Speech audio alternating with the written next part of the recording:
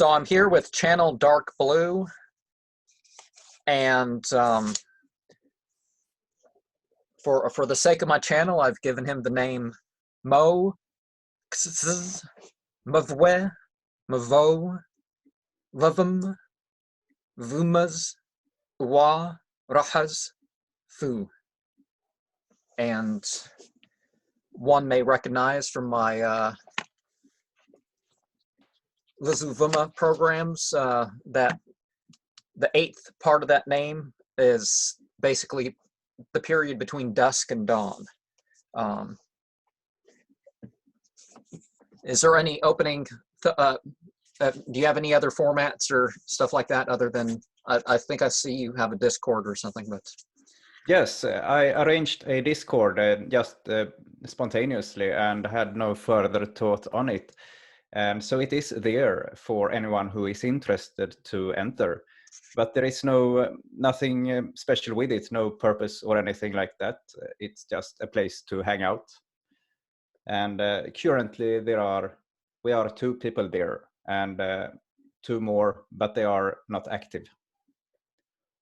I think I've discovered your content on and off for a couple years now, I guess. Yes, I have uploaded content in periods. So at some point I have privated all my videos just to get back to it all in a few weeks after that. My spiritual path is very much a kind of exploration where I do not know the next steps further down the road. And so I may assume that I know the path, but oftentimes it turns out that I find a totally different or a direction that I did not expect. And so it is very perplexing to me because I have to somehow try to make sense to all of it. And at some point you feel that what you have engaged with till this point was just nonsense. And then I disregard all of it, only 2 weeks later have the true essence of it come to the surface. And again, I continue the path. Well, there's definitely some aspects of that. Some people would define Luciferianism as sort of a spiritual search. It doesn't mean you can't be part of some spiritual path that's established. It's just, you don't know what truth and experiences you're going to find. You just, go for them and bring them out. That's very much my experience, that the joy of it is the quest, the exploration, and the fact that it is unknown. I have a difficult time when someone tells me what I'm supposed to realize. As for example, in Buddhism, when entering Buddhism, most people have a vague idea of what the goal is because they are told that the goal is nirvana, some kind of pleasure, no, not pleasure, but bliss or liberation from something that they describe as pain and suffering. But then that is a very description of a goal. And then I lose my interest in trying to get there because then I am not exploring anymore. Well, when I was growing up, sometimes when it is kind of what you want, but it's like I don't think I ever didn't believe that I was the soul and something going on after death and all that sort of stuff. But until I was about 18, I had no knowledge of it, so I had no idea what it's going to be like to experience. Hey, I'm this soul, but it's like I believe that, but until you've experienced it, what are you supposed to? It's like it's something you can't imagine, but you can go back and talk about it, and perhaps a little bit different than you thought it was. Exactly. The very experience of whatever you find is so much more detailed and in a sense different from what you thought, but still it relates to what you thought. But because it's so much more detailed, I mean, you experience it right there and then. It is no more a concept only in your mind, but a very living experience. And therefore it is both different and similar from and to what you expected. But when you get there to the very experience of it, it's like you drop whatever you thought it would be like.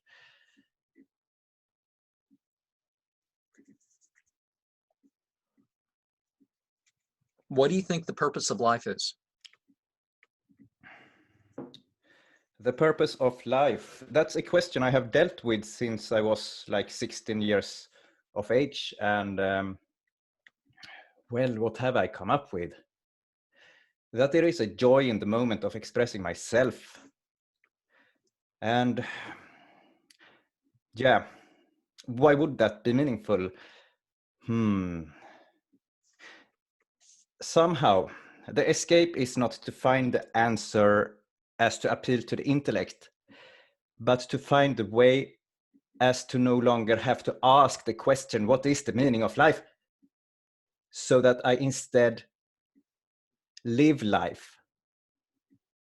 That is, that I experience something that is complete in itself. I am something that is complete in itself, that I don't need any answers. It doesn't need to be questioned. It is evident in its very existence and presence and expression.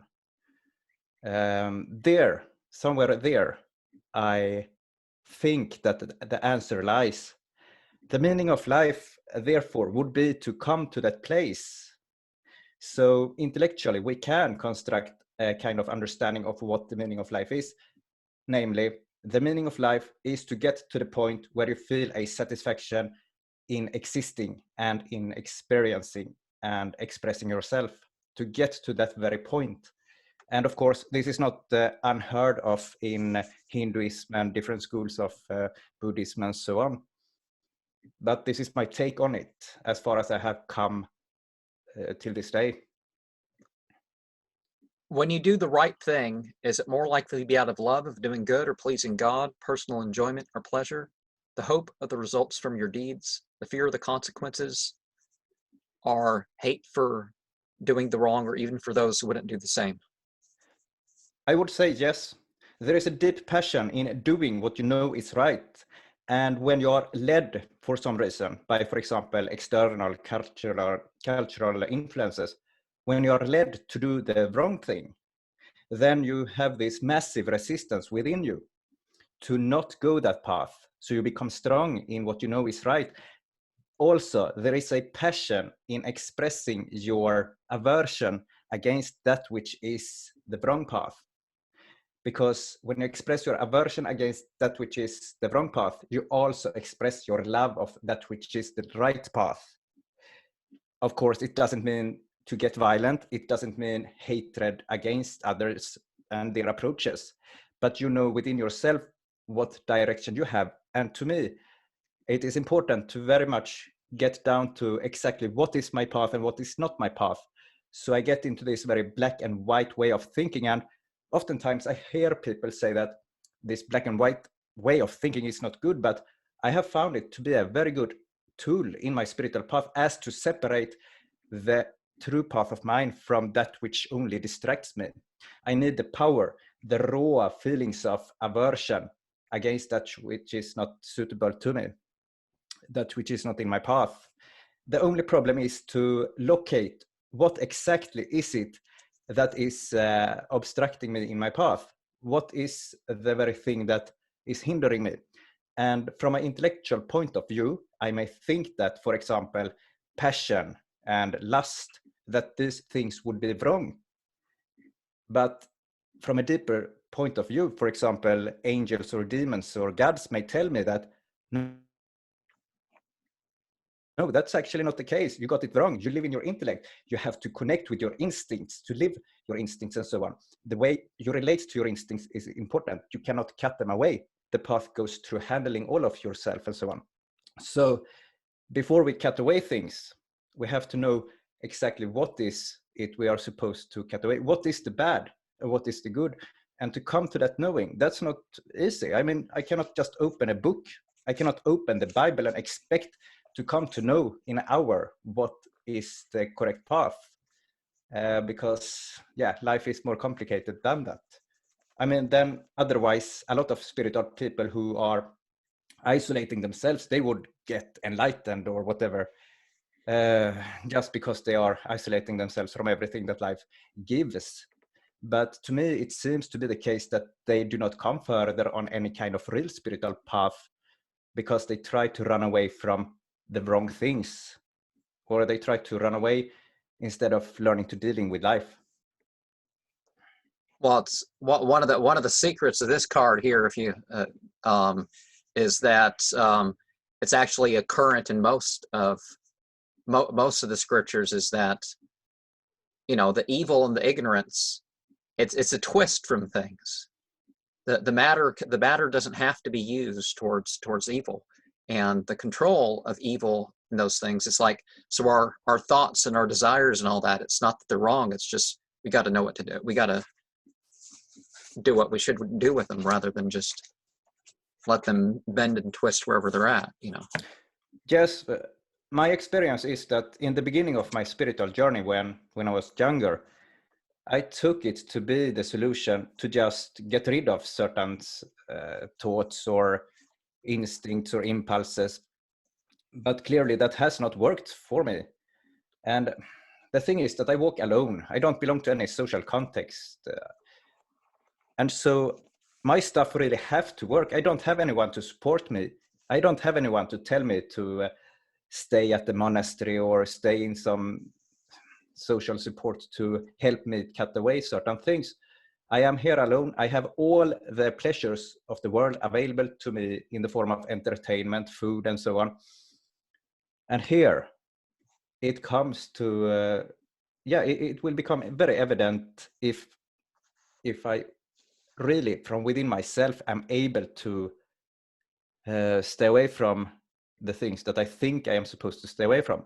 And the answer is that it doesn't work, many of the things that I assume would work. So instead of entering some epic spiritual journey where I sit in lotus position for several hours a day, instead of that, I fall into the most trivial things, such as surfing YouTube and playing video games or contemplating philosophical questions and so on. And yeah, that's proof to me that the spiritual stuff that I have embraced myself with, these things don't help me. So yeah, walking alone, you have to come to really find the things that works. What do you think happened before your birth? Before my birth,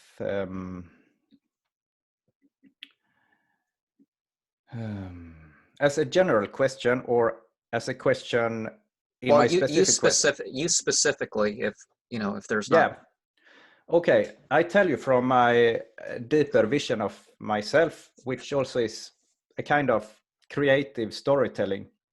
So I think that I had some relationship with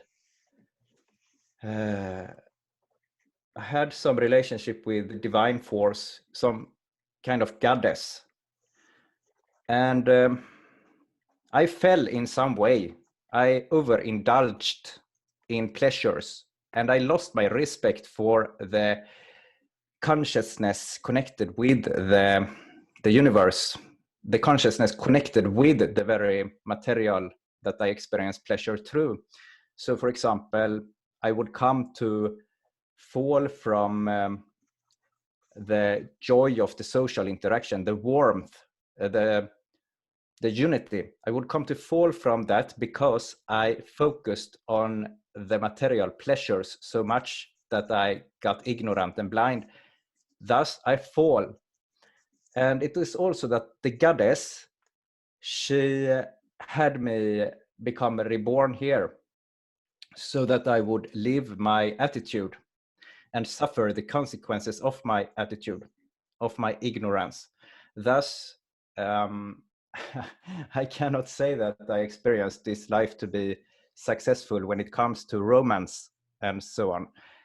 And I take this to be an expression that I'm surrounded by all these possibilities of living an ordinary life, but I just don't come there. There is something holding me back, a hidden hand. and I take this hidden hand to be the hand of my goddess. And specifically, I suspect some spirit or angel has been assigned the task of walking with me and to make sure that I learn my lessons. And so my romantic life, it has been tragic comical. It has been tragic, but also comical in a sense, almost as if the tragical side has been orchestrated in such a way that it becomes comical in the end. When I review it, things just don't work out in my romantic life.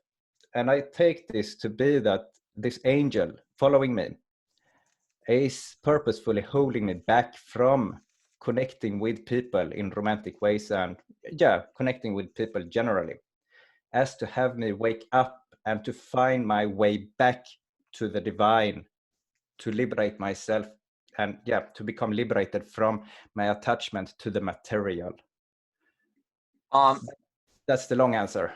Yeah, well, it's sort of a non sequitur, but since this came up as part of the name, the third part of the name, mvwy, can be rendered as transfer of 100 billion, and vo could be rendered as transfer of 100,000. So is there any significance to you in terms of either the number 100 billion or 100,000? The numbers have not popped up specifically in my inner visionary world, but in my own gnosis, what I see, or the things that comes up in my creative efforts, the poetry that I write and so on, oftentimes play on large spans of time. So for example, I have been going from existence to existence, or from rebirth to rebirth, for a very long time, like thousands of years, or 10,000 or 100,000, or and so on. Do you have any idea of so you obviously believe you've been reincarnated, so how you have any idea how many times? That's interesting. It is within my spontaneous sense that there is no beginning to it. Not that I can see. It actually may be the case that we all are eternal, but that we at some point start to be reborn here on Earth or in similar places. And from that point, we start to count our lifetimes.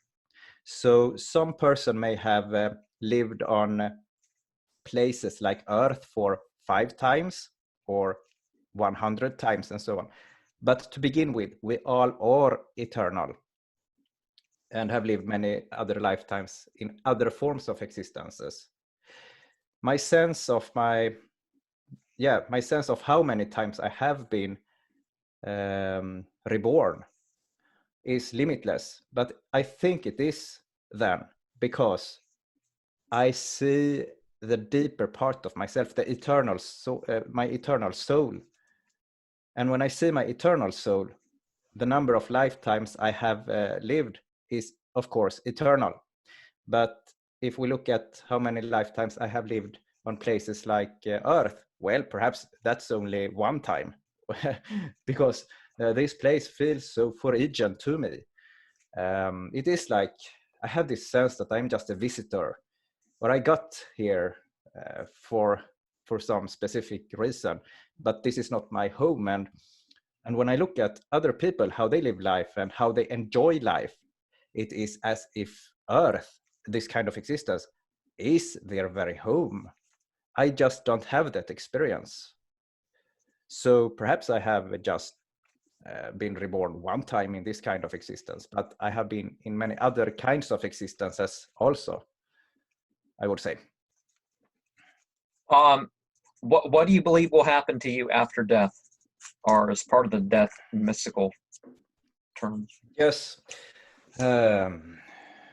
I start with the assumption that nothing at all will happen. The very bleak, atheistic stance that nothing happens.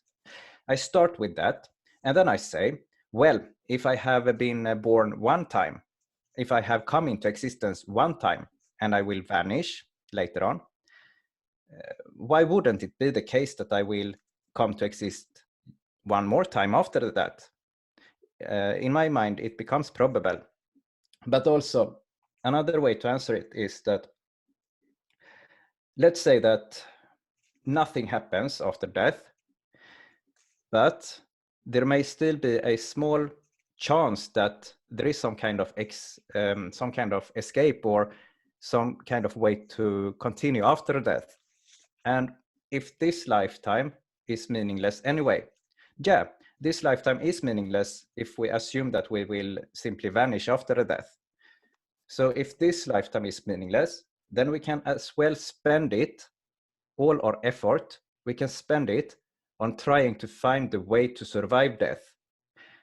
And yeah, even if it is only a very small chance that evolution has created a way for us to have our consciousness survive death, even if it is only a small chance that this is the case, it is still worthwhile to do, because life is meaningless anyway, so it doesn't matter what you spend your efforts on, and then it is the best choice to spend your efforts on trying to escape this place, to assume that it is true, to assume that evolution has provided such a path.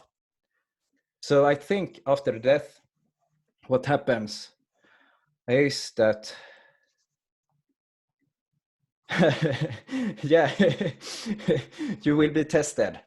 Death as the ultimate test. Where will you go after that? I don't think that you simply die, but you have collected skills. You have become someone when you live here on Earth, and death becomes the ultimate test of your skills, the test of who you are. And depending on the outcome, you go to different places. So we can say that perhaps the angel of death comes and says, well, let's look at who you are. And he or she will look into the soul and see exactly who you are. You cannot hide anything. And then you will have different places you can go to dependent on how you have lived. So yeah, that becomes perhaps like a Buddhistic way of viewing it, if I recall Buddhism correctly here now. I think basically that after death, there is something that continues. And we are here on Earth to have a better opportunity of coming further on our soul's evolution. Certainly Buddhism and a lot of paths, if you look at it from a perspective like, you know, what was it before it became a thing of professional priest and all that other stuff. There's definitely evidence that they believe that, you know, you get your book. Well, I mean, this is not, hopefully there's more in my book than whatever in there, but when you die, you know. Yeah. So it's like, it's not like you're sitting around waiting for your judgment and it's like some mystery for thousands of years. It's like, no, you know, you can't, you're not fooling yourself anymore. You're aware of where you set yourself, you know. Yes, death is very interesting because we who are into spirituality, we surround ourselves with all sorts of things that are popular and trendy, and we get recognition from people. But you know, when you get older and your body fails, and you will come closer to death, and all your social connections, they break down because people go away, they die, they just vanish from you. You are left alone, approaching death, and you cannot engage with what you have done before because your body doesn't work anymore, and you need help from others simply to go to the toilet. Well, what do you have left? What has your spiritual path given you that still remains even during these challenging circumstances before death? And what will remain at the moment of death? So death is, in a way, yeah, the closer we come to death, the more we will have to let go of the things we hold on to, not being genuine. So death is that thing which motivates us to let go, but not perhaps to let go of everything, but to let go of that which doesn't truly is you. And thus death becomes a way to find yourself. And death becomes a way for you to find yourself. And this is perhaps a way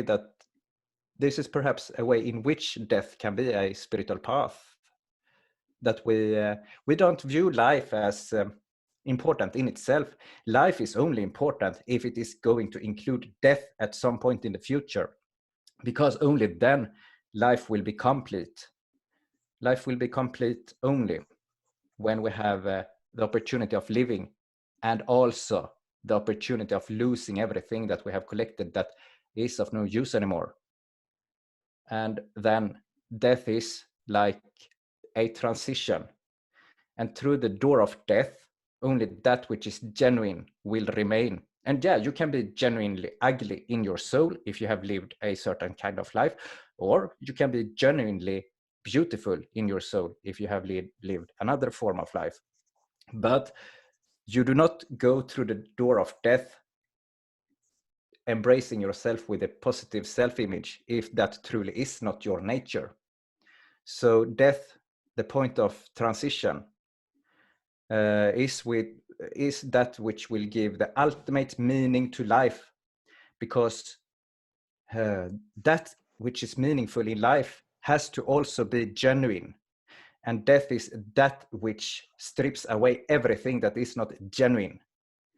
And so when you have walked through the gate of death, only the genuine remains, and life will be completely meaningful. Life will have been meaningful, and life as you live it when you walk through the gate of death is completely meaningful. So obviously I believe that you continue somehow. In You continue. regards to the fifth name here, Lzwvmmh has, I'm not sure exactly if this is what it would mean as is, because I don't have that part of the thing down, but 7 in the middle of the word for hell. So do you have any concept of 7 that would put you there, or 7 that would keep you away from there? That's interesting, because 7 is the only number that I do not feel drawn to. On the other hand, I feel pushed away from the number 7. I love stars, and I bought a Christmas star that I could hang in my window, and it was a lamp inside, and it had 7 points. And when I tried to assemble it, I somehow managed to break it. And I just had to take that as a sign that no, 7-pointed stars are not included in my spiritual journey. The 8-pointed star, on the other hand, that's highly central to my path. But your question here, you said that 7, it relates to hell. Did I get you right there? In this name, Lum is hell and 7 is V. Every number, every letter has a number value, and so V is 7 and Lum is the word for hell. So that's what I'm asking, if there's any association with that. Okay, yeah, hell, yeah. That would relate to me in such a way that I come from such a place, I think, but not in the sense that I have been punished, but that my character is of the fire of hell, the wild, the raw, that which has to become disciplined. So when I fell from the divine, I mentioned earlier that I fell from the divine. I became attached to the material, and I have to find my way back to the divine. But I think also that when I fell,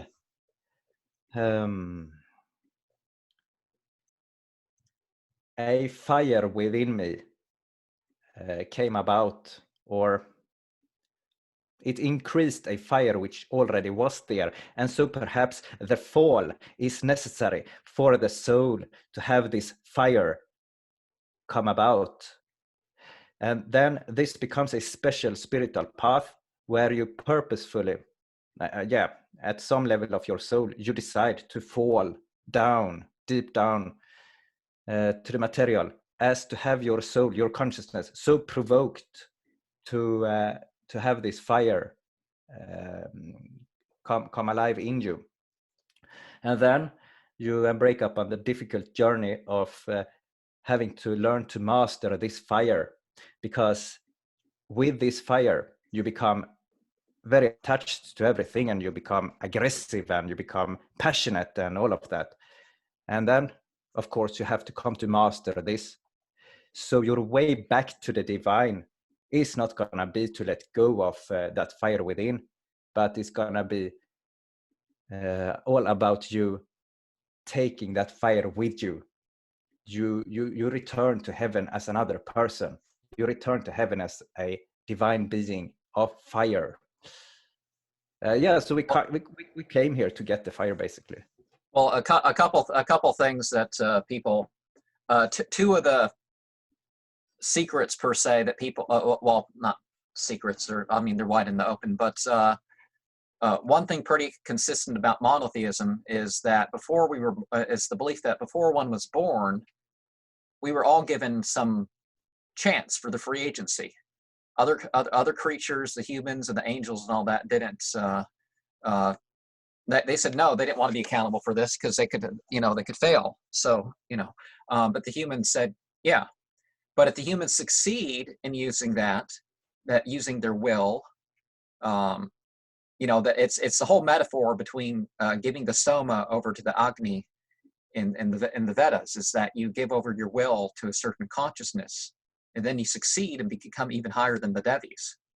That's very interesting, because as humans, we obviously are below the angels in this way of viewing it, but that we still have the potential, and that therefore God views us in a positive light. The angels may have difficult time viewing us and thinking that we are great beings. I mean, the story of Samael, or the story of Iblis in Islam, that Samael, Iblis, refused to bow down to Adam because he was made of mud, while Iblis, Samael, was made of fire. But that God, what did he see in the human? Well, the human was not made of fire. So what did God see in human? It must have been the potential of becoming something greater. And then, perhaps, as you say, greater even than the angels up there. Well, I've already posted it in its own list. But speaking of mysteries, it's interesting, the stuff that you figure out when you look at the older languages of some of this stuff. Like, if you read the Quran in Arabic, Iblis is not mentioned in 10 verses. You find 5 more verses that kind of exactly what's being referred to. But in the translation, I can't think I've seen a translation that actually makes it so clear that you're looking at that same root of, Did you say the word belief? No, Iblis. Yeah. Iblis. If you look at the language, you end up with 5 more verses than you do in the translation. And okay. Same thing with the jinn, the general category. And that's another interesting thing in particular. In the Bible and stuff, well, particularly when you get into the Greek, it's sort of ambiguous, and there's not the different categories. You have fallen angel, unfallen angel, you kind of think of, but you can't really tell them apart too well once you get into later languages. But they're different. They're different sorts of beings, and even their base creation. But I kind of lost myself from my original point, but that's another term in the Quran that if you know the language, then you kind of have the implication. It's like every time you're talking about crazy, it's like this person has the quality of a jinn. But also, in most mythologies, the Christians tend to act like they're all evil. Most mythologies don't have that. Maybe they made a mistake at some point, but that doesn't mean they're all evil or something. Yes, if I get you right, there are multiple possible ways to view to view any given term, because people they interpret it differently, and that this is reflected in different sources of written material throughout history of mankind. Did I get you right there? Yeah. That we can have multiple ways of viewing one concept. Well, it's like you're familiar.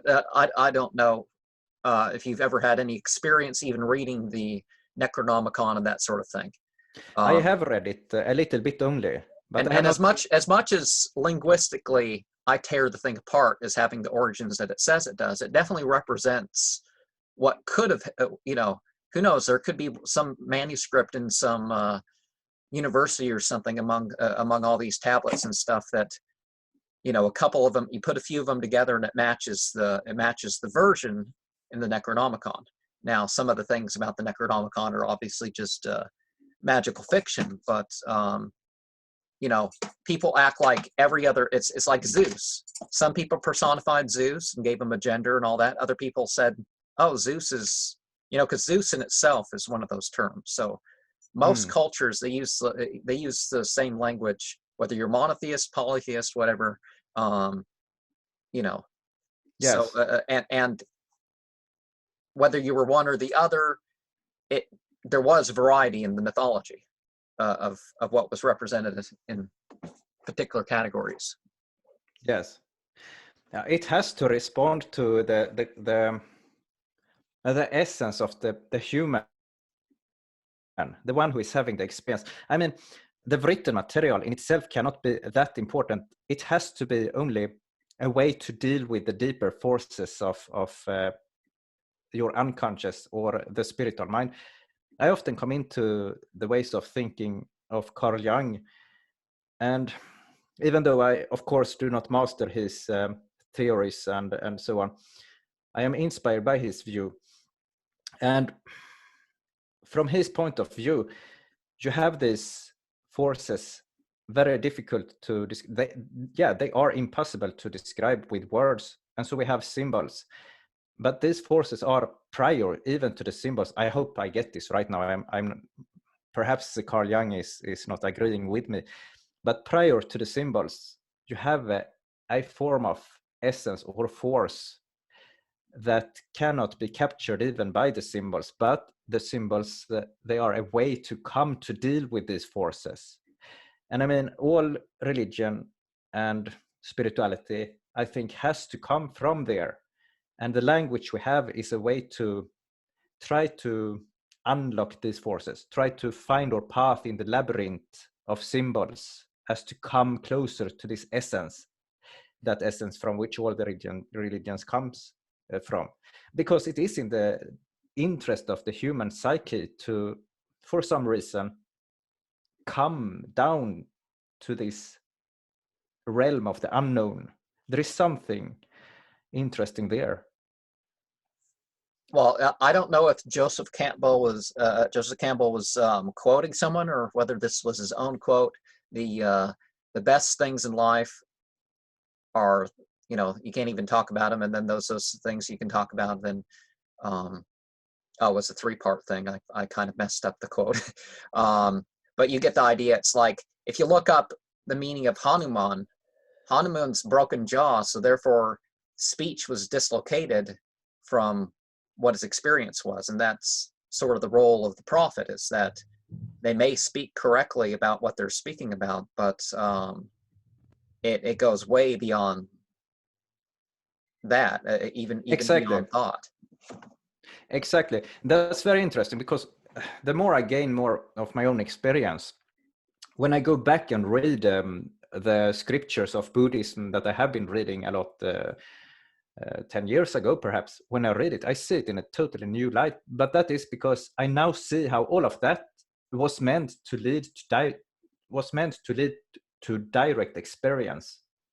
And so now when I have got my own direct experience, perhaps not direct experience of the Buddhistic truths, but anyway, I have got direct experiences. And that is enough for me to see that the language of Buddhism, for example, is there only to lead to the direct experience. But yeah, of course, the language, I guess, helps to structure the kind of experience you're able to have.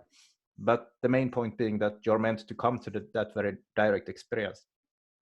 Well, if you look into, for example, in Semitic languages, Nabi, and you look into other things like the Ophion Logos, the Greek, and the living word, as it's called. Yes, okay, there was a primary sort of exemplar prophet sort of thing, and then messenger prophets, and kind of combined in the same role. But these are examples for us, as we take the book in stone, and we live it in such a way. I was reading today as part of a presentation that I have scheduled for the future, people that wouldn't now, and remembering stuff that other people, oh, I don't remember what this prophet had to say about this new type of house or new type of grain or something like that. And it's like, the guy taught you the ethics. If you can write down part of something, you can write down the whole thing. You don't need to have him sitting over and watching you write a whole book for when he was perfectly fine with you writing page by page. Yes, but yeah. There's people like that. They kind of start with this in terms of the Kabbalah, sort of the Hud, but they never mention it to the touch. I mean, they never make it to that. No, they get stuck at what they started with. They remain at what they started with. Yeah, they can't make it. They can't make it a living teaching. They can only follow explicit examples. That is interesting because when I read Buddhism, I would never come to my own direct experience.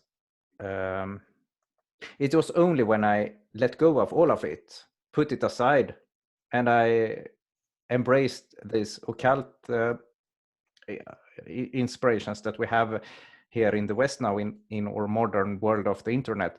When I embraced all of this and basically just embarked upon my own spiritual journey, I would come to some form of direct experience, and then I could go back to the Buddhism and read and see it in a new light.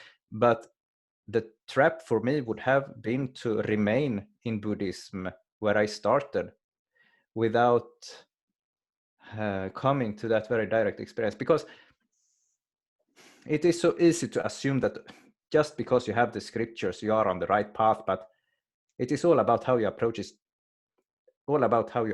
it. And it is, as this metaphor in the Buddhism, they say the teaching is like a snake. If you take it in the wrong way, it turns around and bites you in the hand. And that's exactly what the risk is. Now, I'm not surely right if I relate to what you said here now, but anyway. It's like that. There's a verse in Al Quran which translates something like in this recited is healing for the believers, and it's it's only going to increase in hurt for those who who are transgressors. So the same thing will either stand for or against them depending on what they. Exactly, and that's an important thing to have to keep in mind, because I see it that you have to wrestle with the material. Just because you got the material, you are not on the safe side. And that also links with the idea that there is something deeper, a direct experience you are meant to come to. And so how can you be satisfied only with the material you have at the beginning? Yes, I have to turn the light on here. It got dark outside.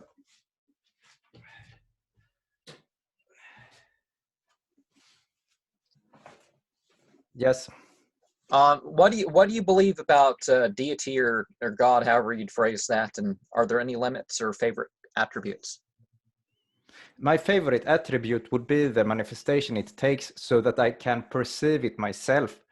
And it doesn't matter if it is my own imagination, because I have to see something for me to relate to God. It cannot be that I just believe in some abstract force that I never sense. And this idea of a one consciousness and we all are one, that's too abstract for me. I want something to relate to that is specific. And so I relate to angels or demons or both. But I have to have a form, like a being that I can relate to. So my favorite attribute of the divine, of God, is an angel, for example. And I think that this relates to the ideas in Hinduism of Isvara or Istadevata. They have this idea that you have the abstract form of God, and then you have manifestations of God that can help you come to the realizations that are worthwhile having. And you mentioning the angel, that's kind of like, okay, it's like, okay, the essence. Oh yeah, we can't even think about that. But then there's qualities or names or something, and then those are known, like, for example, in the Aramea and later the Hebrew, which is kind of, you know, it's not quite the same language. Nobody called it Hebrew, and there's a lot of differences.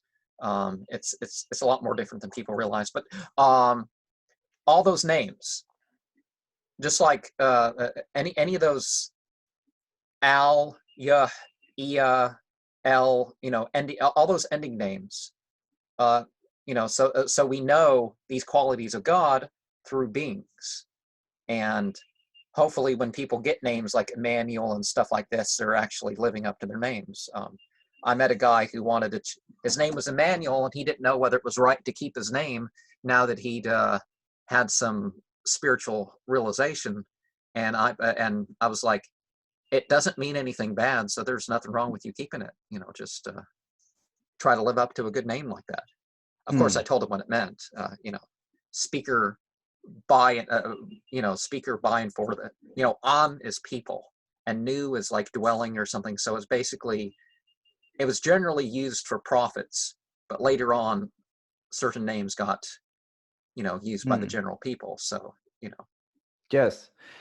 When I say angel, I just need to have a word to signify something that is beyond. But I don't really know what an angel is. I don't know how to distinguish an angel from a demon, or how it is different from a deity that you can find in Vajrayana Buddhism, for example. But when you explain all of it as it relates to language and culture, there is a very specific meaning to it. But in my approach, as far as I have come, I don't have this deeper understanding of the words.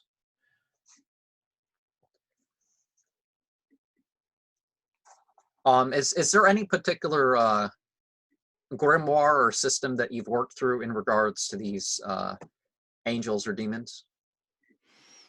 No, actually not. But I would say that the Necronomicon looks interesting. To me, it seems like the Necronomicon is open to open for a lot of people with different approaches to find their way through it, and that the pathways that the Necronomicon opens up, they exist somewhere in the universe, and that the Necronomicon is like a map or different gateways to come into these paths, but that you can find other paths as well. And I do suspect that I have managed to somehow find a way walking a path similar to what people report on when they talk about the Necronomicon. I cannot say if it is the same thing, but it looks interesting for sure.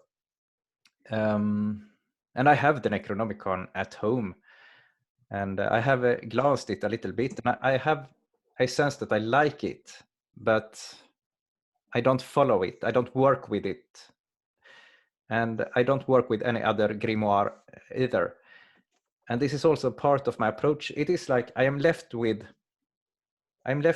a place where I am not meant to rely on sources of created material too much, but I have to somehow walk anyway. And my main inspiration has to come from my interaction with the deities. And then I can see parallels with other systems around, but never have I found any one book to be so precise in describing my path that I have selected that book. Well, it may very well be that the Necronomicon is very precise and would work for me, but it is just the case that my mind never is allowed to go into any tradition, grimoire, and so on. Something is holding me back from that. So, you know, this kind of restriction, it can be a part of my karma, or part of what has been planned for me. Yes, and it is very interesting when I see on the screen the card that you have on display there. It seems to me like a feminine being embracing another being there. I'm not sure exactly, but that's what it looks to me. And she is holding a kind of bottle there, or something, a kind of container it looks like, with I guess wine or water. But to my personal path, the one I rely on is my personal angel, and she is trying to have me let go of everything else. I can only draw inspiration from all around, but I have to rely foremost on her. And this card here, as I interpret it, as I see it, actually reflects the relationship I have. I cannot walk away from her and think that I can progress on my path. And I can mention a thing about walking my path, that I entered some kind of abyss, I think, but this was not what people talk about when they talk about Kabbalah and so on. The term abyss came up spontaneously before I was into the occult. It came up spontaneously into my poetry, and so I used that term ever since, and I entered something through my own rituals, and it is my sense that I can only walk through this place, this abyss, by following and walking very closely with the personal angel of mine. That's my only safety, basically, and my guide. I got a little bit off track here, but the question started with if I work with any one grimoire. The answer is no, but we can say that I am inspired by all of them. What do you do in the name of divinity? Excuse me? What do you do in the name of divinity? Yeah, what I do. That's a really good question. What do I do? Because we do a lot of things, we can conclude then, that are not in the name of divinity. So what do I do that is in the name of divinity?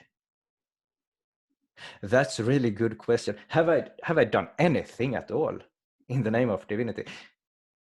This very question focuses exactly on what is important, and that's a question I ask myself. What is important to engage with? I mean, many of my superficial interests, such as surfing YouTube and consuming information of all sorts and entertainment, I come to know that that's not important. That's not what is going to have me progress on my spiritual path. And so these things falls away from me, and I'm left with nothing. So I sit here and I don't know where I'm supposed to go, because whatever I come up with, it's not meaningful anymore. First of all, I have done almost everything I want to do in life. I have had seemingly normal ways of living life with normal ambitions and experiences. I'm done with that. I'm closer to 40 years of age now, and I don't want to repeat the life I have lived. I want something more.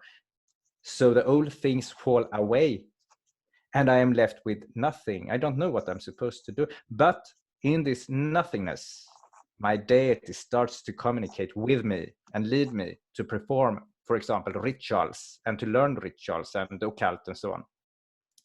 And so this is what I engage with. This is what I do in the name of the divine. And also to just shut up, to just sit and be quiet and to let the deity talk with me and for me to listen. That is also something that I don't do in the divine, but that something that I'm supposed to do in the name of the divine, to shut up. I think, yeah, that's a hard lesson coming to me here right now. A reminder of a lesson my deity is trying to teach me. But of course, it doesn't mean to become quiet and to isolate yourself from the world, but it means to act with a form of silence so that you also listen to the divine, and thereby you are in coordination. You are coordinated with the divine when you, to some degree, keep quiet. You live the words that you want to say. You don't say them. You live the words that you otherwise would say. Talking then becomes the inferior way of expressing yourself, when you instead can have the very expression of it directly by the way of action and being in the world. Yeah, I mean, don't focus on words and theories too much, but that's my difficulty. I am very much intellectual. I like intellectual reasoning and to figure things out, and so I get stuck in it. And that's not a way to follow the divine. But if I want to do something in the divine, I have to let go of the intellectual rigid approach. Yeah. I did not plan for this answer, but this is how I came to understand the answer to your question. Well, fittingly enough, for me to mention what the sixth part of the name vumz is a harsher, mysterious tone or way of speaking. So that's interesting, because I have this very experimental approach when I do my videos and post them on my channel. My channel is for me to experience with my expression, and what comes forth is a harsher expression that I really like it, but it can be I myself can find myself annoying. When I review my videos, I can find myself annoying, and I don't like it, and I want to go back to the one I was before I discovered new ways of expressing myself. But it is like I am meant to embrace this very unsettling force within myself. This is also the force that this is also the force that is the one able to defend me in a world where you sometimes have to defend yourself. But this force is also something that contradicts perhaps the self-image that we have when we live in a civilized society, that we are supposed to be kind and care about everyone always, and that love is always the answer. And that this harsh feeling contradicts that. Perhaps sort of you already answered this, but what sort of things do you think that would be hard to do in the name of God or as part of spirituality? That's another great question. And I ask myself, why haven't I asked myself this myself?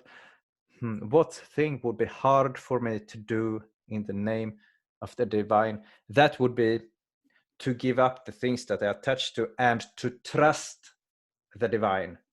Yeah, they basically tell me that I am supposed to let go of the things that I attach to.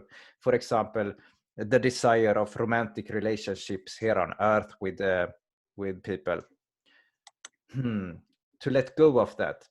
that doesn't mean necessarily that I refuse all possibilities of romantic relationships.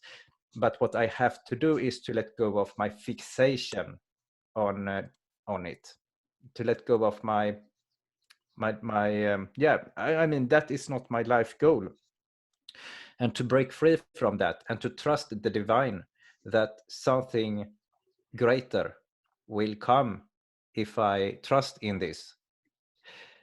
That is difficult, because when I let go, what do I have then? I am left with nothing, and I will have to have patience and to trust the divine that I will come forward. But that is difficult to do, the trust in it. I instantly recall now Adi Shankara. I'm not sure if I pronounce his name correctly here, but he was an Indian mystic in Hinduism, and the founder of Advaita,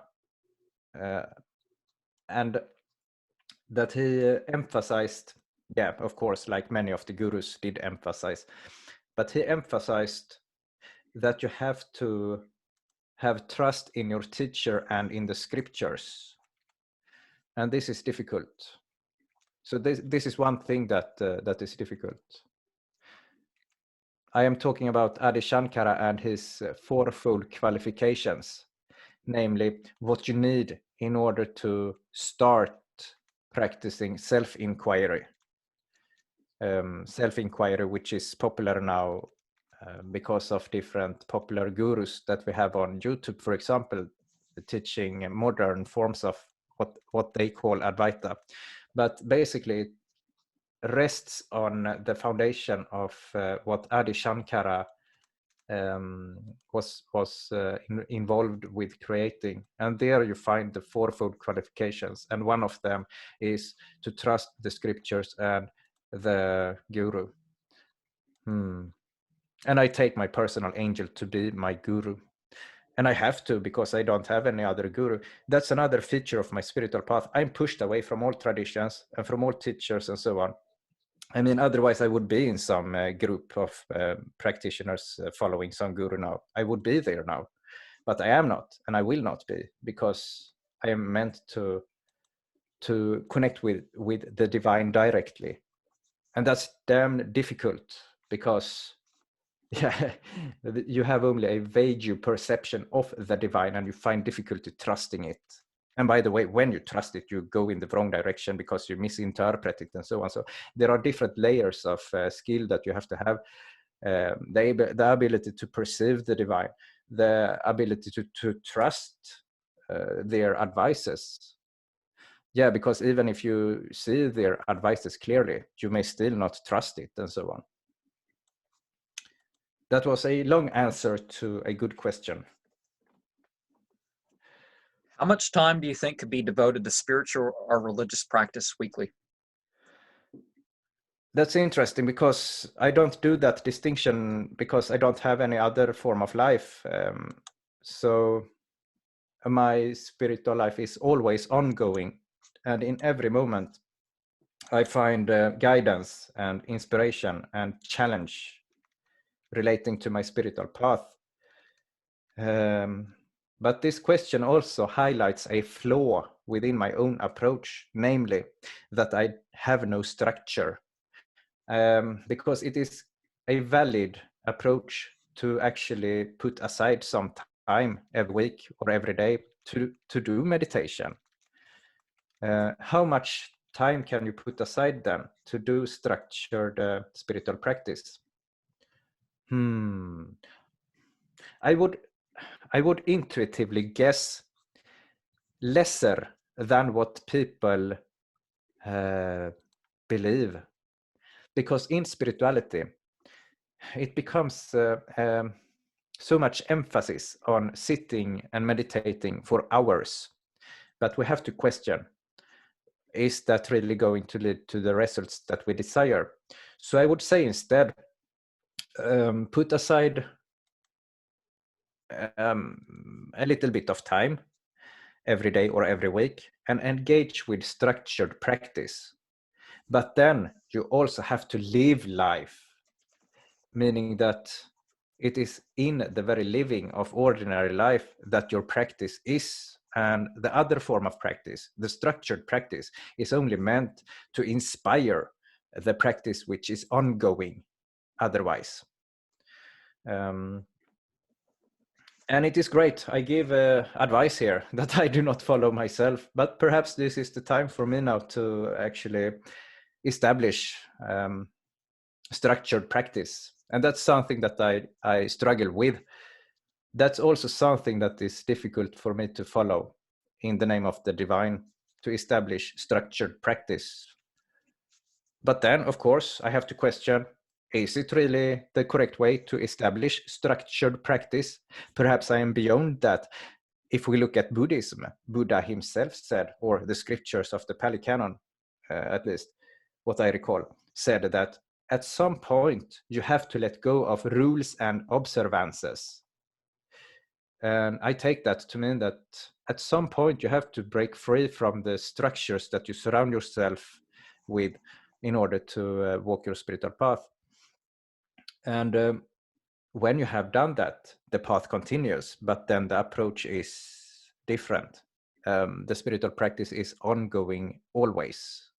You already have established the fundamental forces within you through your structured practice to support you in the path you're walking. But the path you walk doesn't happen in the structured practice. It happens in the life that you live outside the structured practice. And therefore, every situation is potent in leading. It is only a matter of how willing you are to read into the situations, to read the symbolism and the synchronicities and so on. So how much time should you put into it? Well, the answer is a little bit lesser than what you expect if you look at those who are meditating a lot. You may be fascinated and inspired by them, but it may actually be a waste of time. Yes. Well, if you look at research in terms of the effects that mentally and physically that can be registered, we find that you can probably get accomplished in about 17 minutes a day, or 20 or whatever more than people are going to accomplish in hours. If every couple hours you stop for a few minutes, that sort of thing, to meditate rather than otherwise. And anybody from Muhammad to the current Dalai Lama says it's better to have several brief meditation sessions than to have big long ones. Exactly. That's something that I intuitively feel also, and that I most likely will implement myself if I am going to structure it. The interesting thing is that when I look at other experiences I have where I am led to deeper understanding, for example, a challenging situation of performing a ritual outside when it is bad weather, when it is strong wind, raining outside, and you try to get your tools and your material that you are supposed to have in your ritual. You try to put it all together outside there in your ritual space, and you lose things because it is dark outside, so you don't find them. They get lost in the darkness, and when you try to light the fire or candle, it blows out and so on. And this may seem like a small thing, that this small thing would not lead me further into deeper realizations and so on. But when everything comes together, and of course I also have a connection with the divine, I follow my intuitive forces, and when all of this I follow my intuitive sense of what I'm supposed to do, and when I perform it, even though it may seem like a small thing, somehow it hits me completely where it needs to hit me for me to learn something. And I oftentimes have deep contemplations afterwards, because something really went into me. And if we look at it, I did not have to get myself into a advanced state of altered consciousness by meditating 1 hour prior to the ritual. I did not have to memorize long scriptures of chanting things and holy names of God and so on, and to do it in the exact right order. But I do these seemingly simple things and it works anyway. So what it tells me is that you have to get all the ingredients correct, and then it will become potent.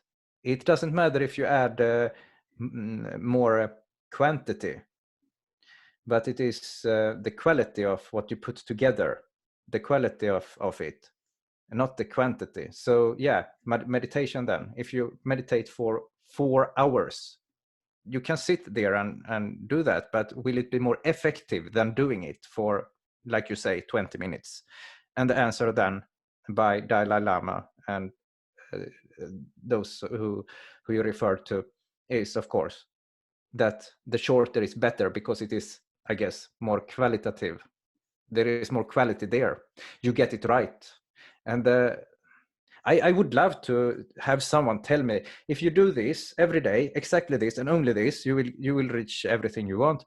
But it simply doesn't work like that. It is the quality of the things that you put together.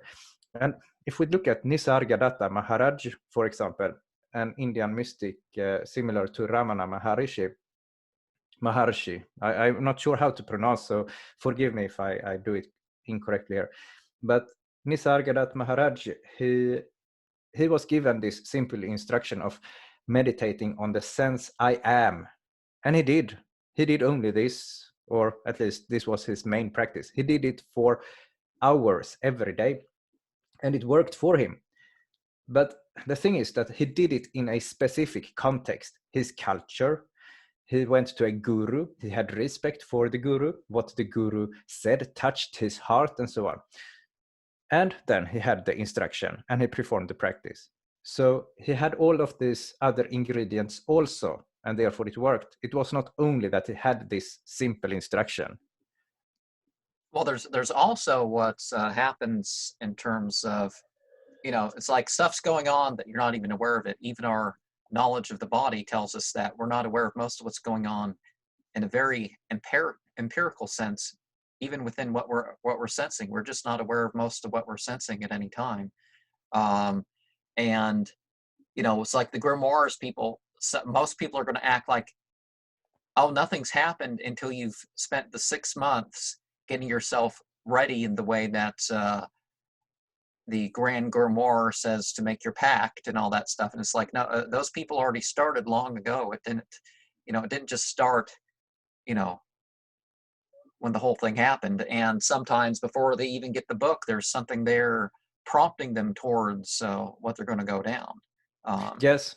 And this is a reason I find it difficult to write down anything that would become an instruction to someone else, because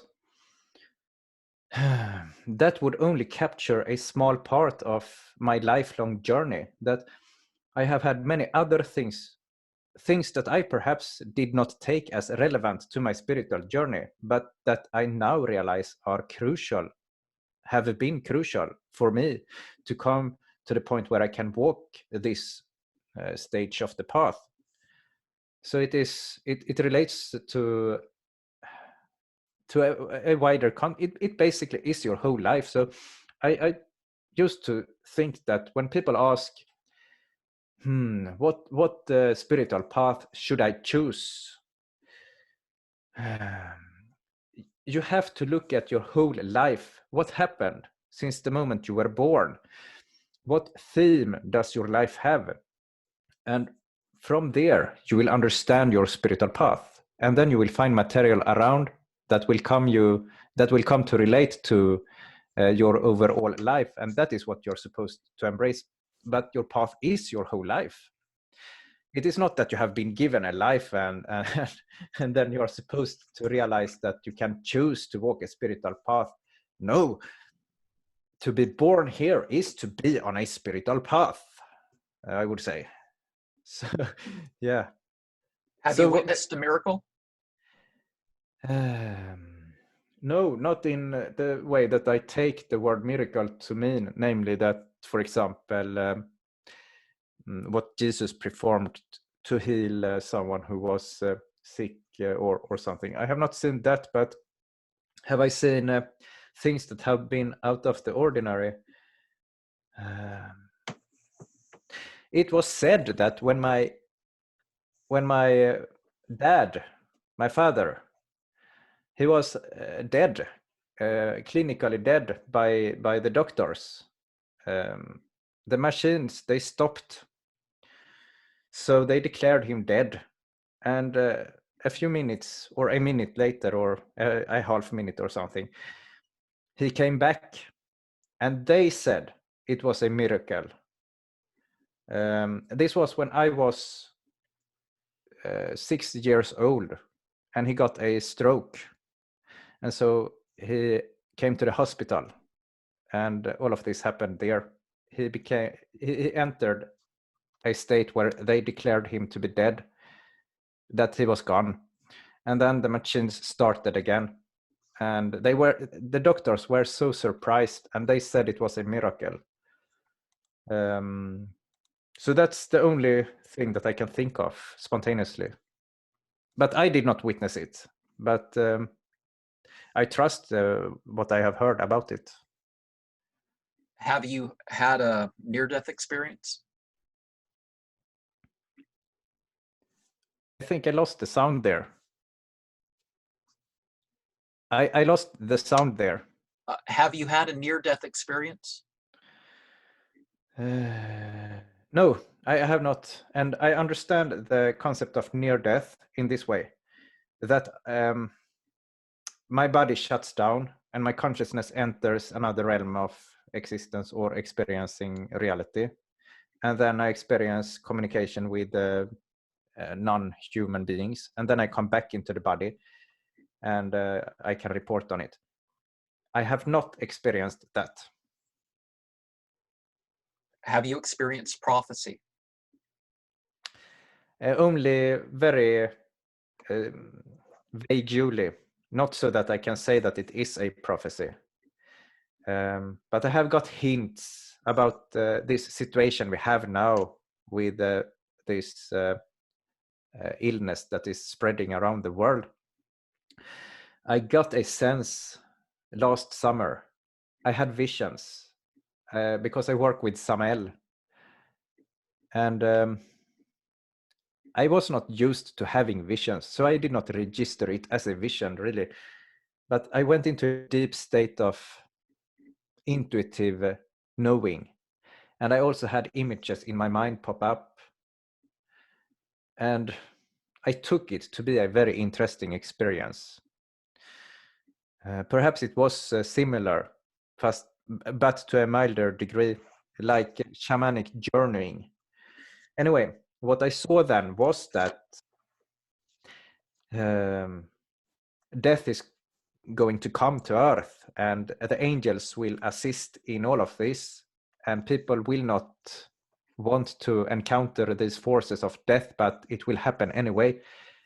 So this I saw last summer, and I disregarded all of it because I thought it only would be me not making it up, but I thought that it was more of random, spontaneous, personal images that came up in my mind.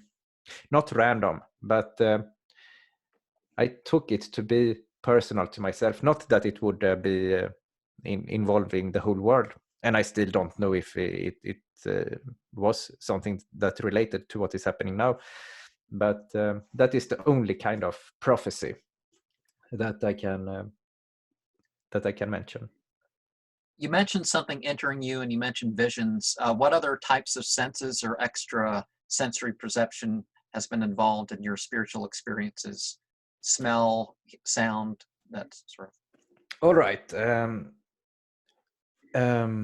My spiritual practice centers around focusing on the imaginary perception, focuses on an imaginary being, an angel.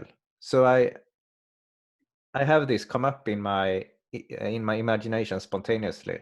This being comes up, and this one I call my personal angel. And so when I don't know what to do on my spiritual path, and when I doubt that all of this is real, when I doubt that my angel exists, then I go always back to this basic meditative practice of focusing on the angel that appears in my imagination.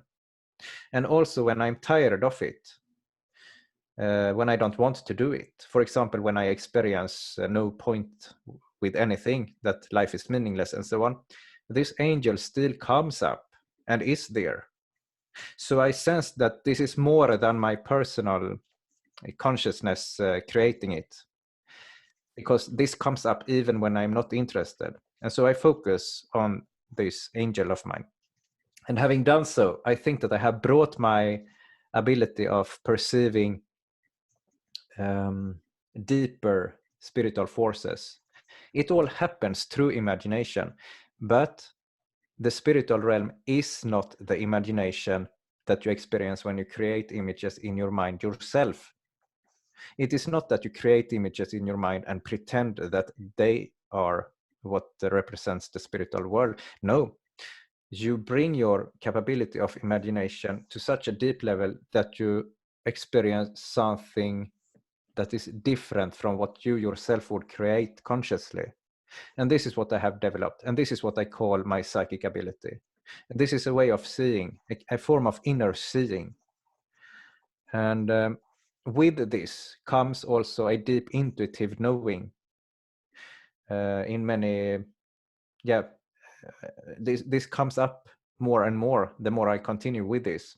So I would say the ability to see the inner images, or yes, and this intuition. These are two things that I have developed. But we can also take, for example, touch and smell. Yes, I can touch the personal angel of mine. And it is also part of my practice to touch. And she has also at one point given me an object.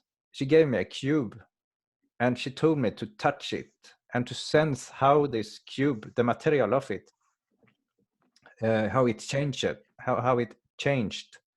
So that the cube, for example, would go from cold to hot and so on. And I could also sense other aspects of the cube.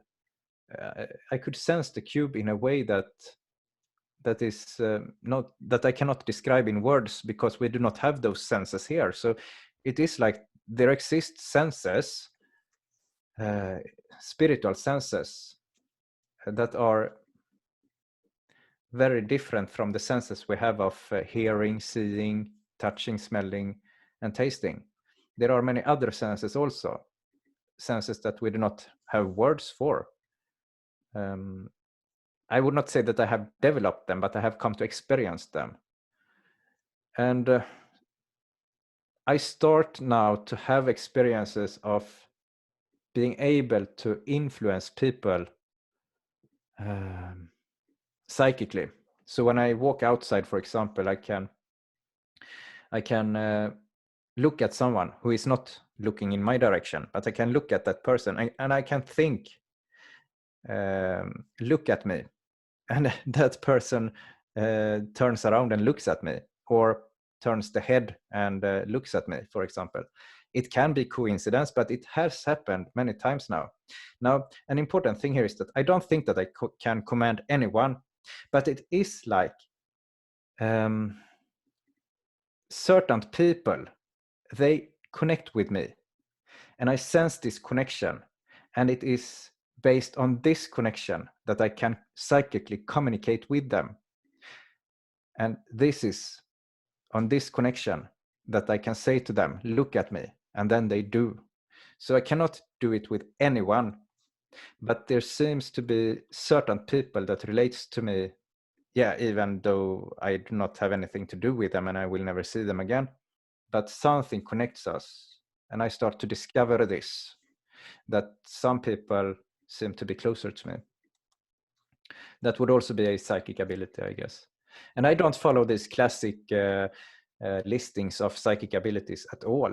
I just experiment and pay attention to what I am able to try out and experiment with, and that's That's basically it. And some of the things that I experience are similar to what others report.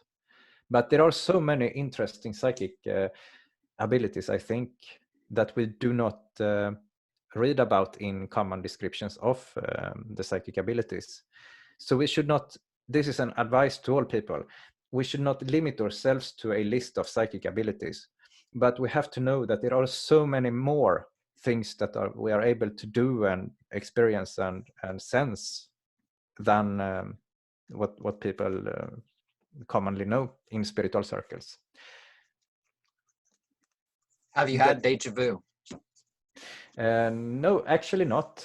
Perhaps I have had one time or so, but it has not been significant to the degree that I would remember it. I think the experience, it seems cool, and I would definitely build on it if I had it. Perhaps I would develop some theory of living in the matrix and the extraterrestrials and so on. Because I have seen, when I have studied people who are talking about extraterrestrials, some of them refer to the idea of déjà vu and connect it with theories of extraterrestrials. But personally, I have not had these déjà vu experiences. They are not central at all in my spiritual path. They are not in my spiritual path at all. But of course, in the future, who knows? And what that experience is, I do not know really. I know. What I do know is that there is deep knowledge about what it means, and that yeah, but I do not have that knowledge. Have I asked you if you've had an out-of-body experience? No, I actually have not, and I would love to have because it seems cool and so on. And I have not been able to astral project and walk out of my body and walk in this astral realm that people talk about. And I have wanted that also, but it just doesn't work for me. And I'm not very passionate to try it out either, because I don't have patience to do the exercises. So I just want to have the entertainment, but I don't want to exert myself. But I basically think that it is not in my path, and so it would just be a distraction to me. But I have had I know a person a long time ago. I knew a person who he was a skeptic, scientific person. He would not believe in these spiritual and religious things, but he had actually had a out-of-body experience, and that was interesting because then it became more evident to me that such experiences are real. I mean, if this guy who did not believe in any such things, if he actually had that experience, well, then it gives me reason to think that it is real. Sometimes we definitely do have experiences for other people, but I believe without actually going through most of the experience list, that we were able to get answers in regard to that. Did I ask you, have all these experiences been waking, or have some of them been recalled dreams? Excuse me, what did you say the last thing there? Have all these experiences been of a waking matter, or have they been recalled dreams too? You mean a sleep dream? When I sleep, I have dreams. Yeah, you said visions, but have they all been when you were awake? I have had, actually, I have had dreams also. I would want to have more dreams because they are so powerful, and I can have things revealed to me through dreams. I would want to have more such dreams, but I have not. But one of them that I have had is that in the beginning of my spiritual journey, I started to practice meditating on this personal angel of mine. I started with this 3 years ago because I became interested in focusing on imagination, because I saw that something interesting happens there. And so I continued to attend to this spiritual being that I call my personal angel. And at one point, I got so frustrated with it and bored. Not bored, but I got frustrated with it. Yeah, perhaps I got bored also. And I said basically, well, if you are real, I want a dream tonight because I'm going to let go of all of this. Now I'm going to engage with something else. I don't believe in this anymore. So I went to bed, and I did not expect anything because I was at that place where I disbelieved everything. I genuinely did so. And so I went to bed and forgot about it. But that night, I had the most sweet dream of a feminine being coming to me and interacting with me in a loving way.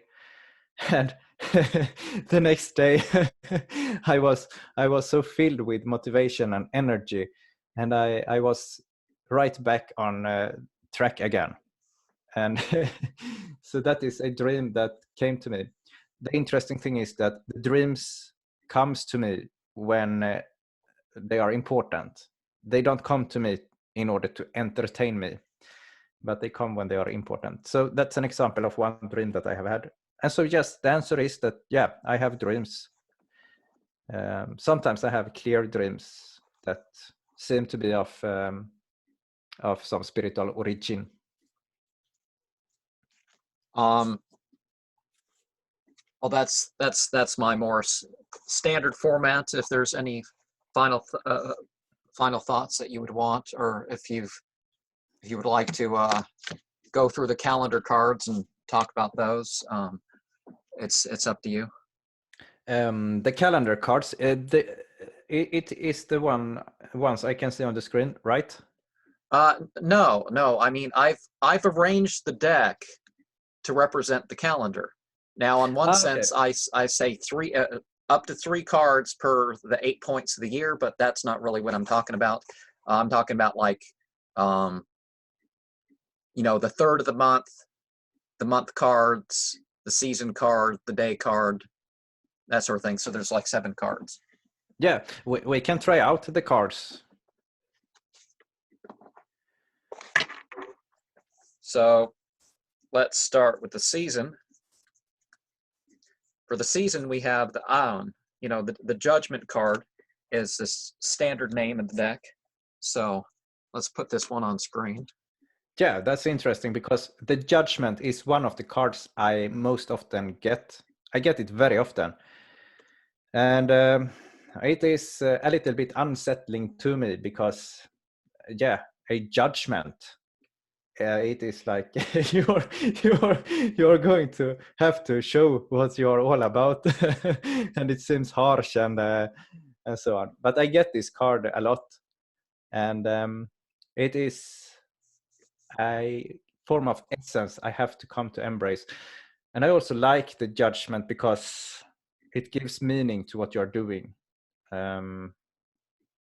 It is not that you have to find the one true and only spiritual path, or otherwise you will burn in hell, but that the Judgment will look at things and evaluate and see things in relation to other things and so on. Well, just like the Star card that we've taught that was on the screen, where there is a time and place for things, and the Star card's taking into information, but this is sort of in the layers of the shifts of the guards and the different levels you're looking at things, and but Yes. whether it's secret or whether it's open, Yes, that's very interesting. This layered way of thinking of it. I have a kind of confirmation right now because I can sense this tingling on the top of my head, and it goes down. So there is something to it, definitely. The layers to it, that there are different ways to go about the Judgment, and yes. and I so think particularly us raised in the West, have been this negative thing. A judgment isn't negative or positive, and negative and positive isn't the same thing as good and evil either. So but yeah, we judge constantly. It's not some bad thing. Oh no, don't judge. And it's like that it is part of our nature and is what is enabling us to evolve in the direction we desire. we have free will and we desire to become, but we don't, at least I don't desire to become the one source consciousness that is not having any kind of identity. I desire to become identity, to become a distinct being, and therefore judgment will have to be important. Yes, that was I think that's a critical direction I can embrace, that I have to embrace for me to come further with the judgment card, that it is not this black and white negative way of viewing it that we have here in the West. It's like I have a deck where it's a bunch of people getting tortured. That's how they depict the judgment card. Yes, exactly. That's what comes up in our minds here. We instantly relates it to Christianity and heaven and hell. And this is interesting because it shows how much we are influenced by Christianity in good and bad ways. That even if we are not Christians, I mean, we can see just how we relate to this card, that it connects with the Christianity that we have around in society. Well, when I was a teenager, I'd hoped to save up and do missionary work, and I think I did better not doing official missionary work than most missionaries do, spending a couple years out. That if I recall right, I had a higher average just being in middle school and high school than I did than the people who went off for a couple years had. So again, it doesn't take whatever structure to accomplish whatever, but I was definitely trained with certain things, and kind of had to let go of some of that training. But it's not like it's not buried there somewhere. But I just have to do something different with the information. Yes, it's like Jesus saying that we're all our.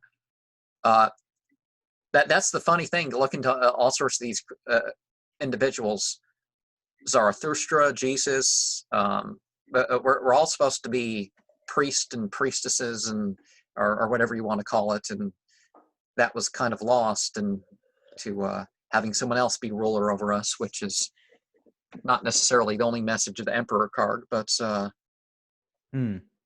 what would you have to say about the Emperor, which is sort of the month card since it's May? The Emperor card comes up a bit also. The Empress comes up most of the times to me, but also the Emperor. And I think that it is to highlight the masculine aspect in myself, because I tend to focus so much on the feminine because I love feminine energy.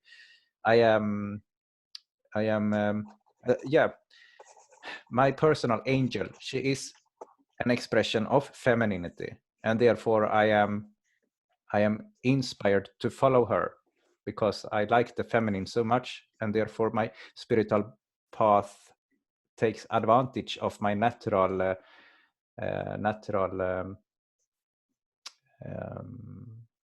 my natural interest in the feminine. But I cannot ignore the masculine, and my spiritual path is having me open up to these masculine energies of power and yes, these harsher energies we spoke about earlier, and to come to master them. So this card comes up to me to remind me of it. That's one reason I think that it comes up. And also that the king, to me on this card, he is having a crown, and it tells me that it relates to the idea of the king. And here we have a king who is active. He's having a shield also. And the king, I would want to become a saint, like a holy saint, for a long time earlier in my life. I thought that was the point. I mean, you are not spiritual if you're not going to become a saint, I thought. So I later realized that I most likely am not going to have the saint archetype or the saint ideal working in my spiritual path. But the king archetype, that is what is going to lead me to evolve on my spiritual path. But that is, of course, that I have to embrace that side of myself, of course, then.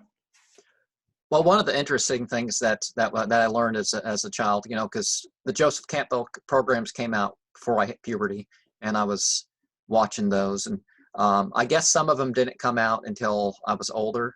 It's like I didn't see Sukhavati Place of Bliss until I was in college or something. But and then the Mythos program had came out before that, so I just hadn't seen it though. But the the Power of Myth series with Bill Moyers and all that. Um, Symbols, a lot of these symbols, we had them before. I'd go to the library, there was that big old set, James George Fraser's The Golden Bough, like 12 volumes or something like that. I read through that set, and it's interesting how pretty much everything in Christianity is a rename or a reuse of something that was before. And the lamb, they even had a lamb, they would even draw a lamb crucified on a cross, and you find out, you go back 10,000 years before Christianity had,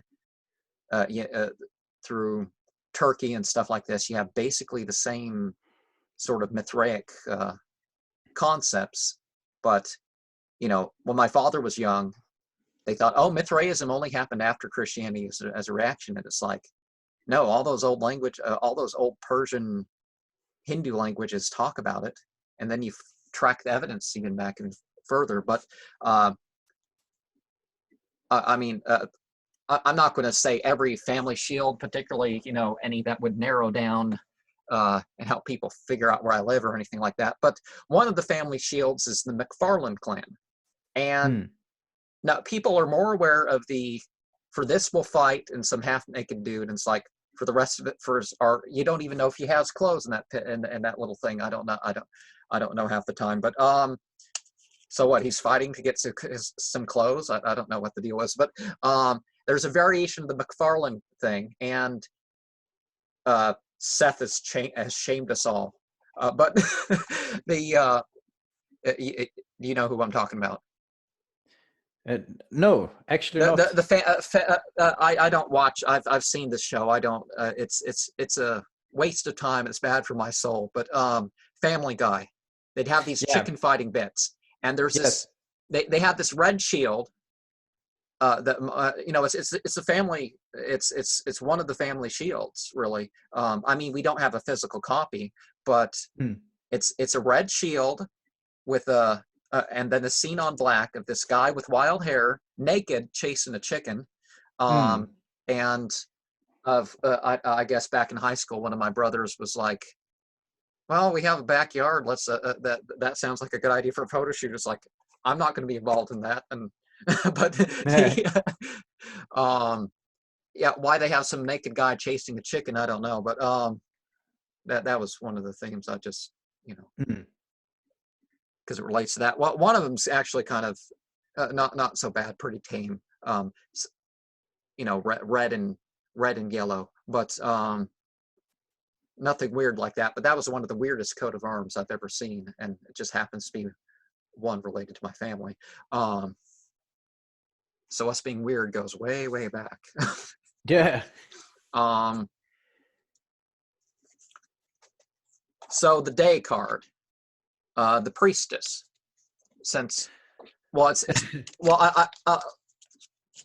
or maybe that's what day it is for me here.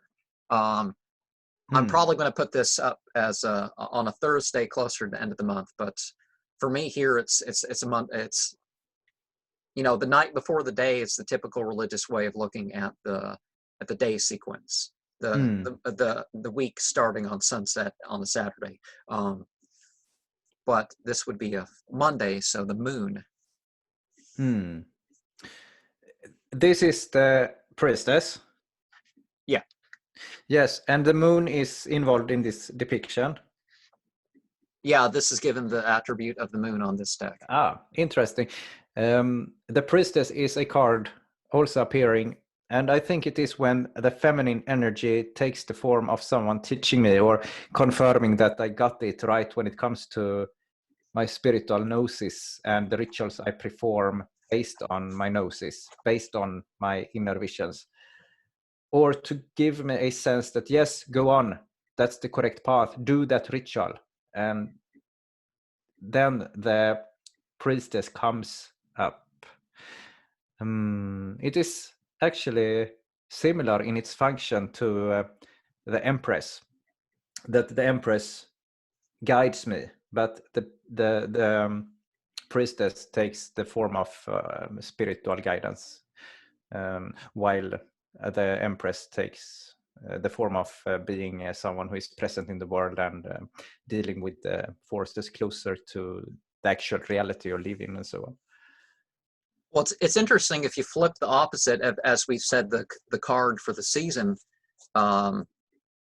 This shares in common with that because you're dealing with layers, and here we're Yes. dealing with layers of meaning. So you can strip it down to the, you know, the esoteric, the exoteric, and the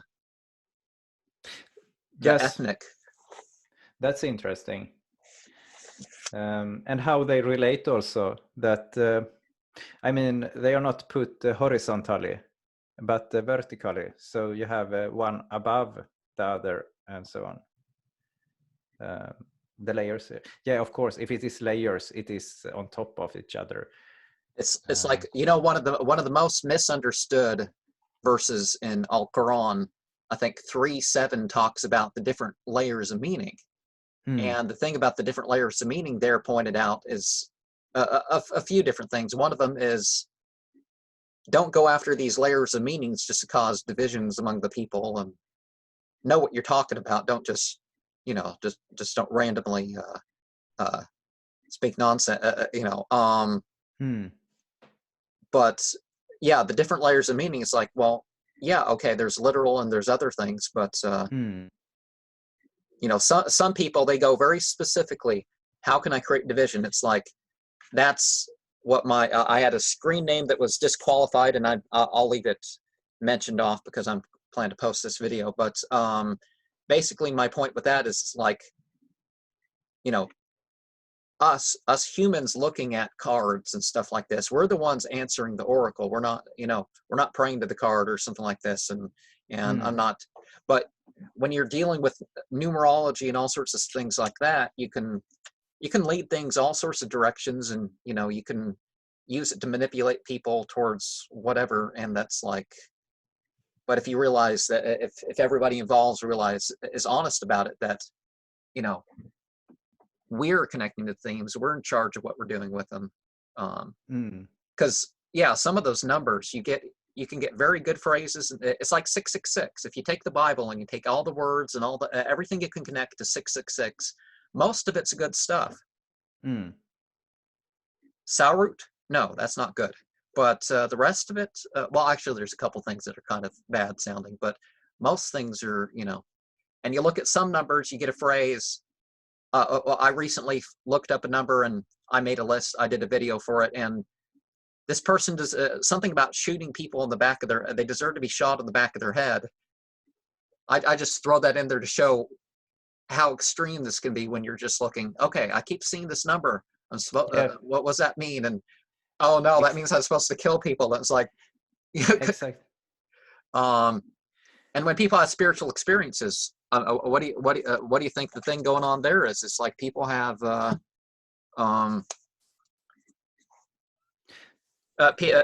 you know, people have responsibility with that, and the responsibility with that is like, if your neighbor tells you to do something, you'd consider whether or not to do it. But you hear a voice in your head or in the bush or something, and you just automatically go off and do whatever it tells you, you know.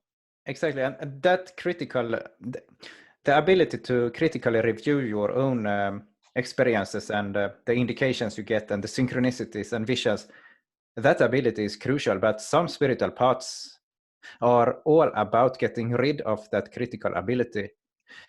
A left-hand path of spirituality, I think, has to involve that critical ability and basic critical thinking. But the interesting thing here that I came to think about is that if someone sees the number 666 and take this to be to mean something specific, yeah, it is possible to take it to mean something specific, but are you really supposed to take it in only that way?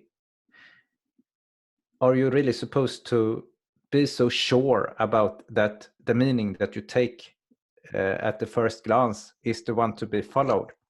So here comes the responsibility that we have, that you talk about, to see the synchronicity connected with more, to see the layers below and above, to see that the synchronicity has to happen in a wider context. So for example, in Christianity, when they have a vision, they test it against the Bible. That's actually a good thing, because it gives them a direction. Well, you don't have to be a Christian and test your stuff against the Bible, but you have to test your stuff, your synchronicities. You have to test them against something. Well, what do I test my synchronicities against? I test them against everything else that I have come up with during my spiritual path. The previous visions, the poetry that I have written, having been inspired by the divine, the dreams I have had of the spiritual things and so on, what I have been able to understand of my path this far, all of this I have to relate every new synchronicity to, and also to previous synchronicities, and to previous synchronicities that led me nowhere, that led me in bad directions, and of course the other ones having led me in good directions. So it is not that you get the synchronicity and it is like evident what it means, but it comes a responsibility of working with it, and it means that you have to deal with layers of things. I mean, how does it relate to practical reality, the level of practical reality? Is it going to have you succeed in the ordinary world? I mean, if you don't even live a healthy life in the ordinary world, then that's reason to question it. But if you ignore the other layers, for example, the layer of the material realm, your physical body, if you ignore it, then you're not gonna succeed following the synchronicities you get, because you take them with a limited way of interpreting them. You have to interpret them relating to all the levels: the mundane, the psychological, the spiritual, what the different saints have said, and what other people having criticized the saints have said, and so on.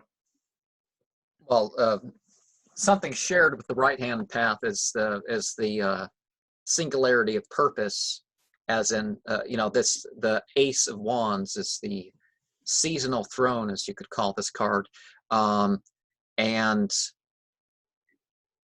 but putting it in a more left-hand way of speaking, you got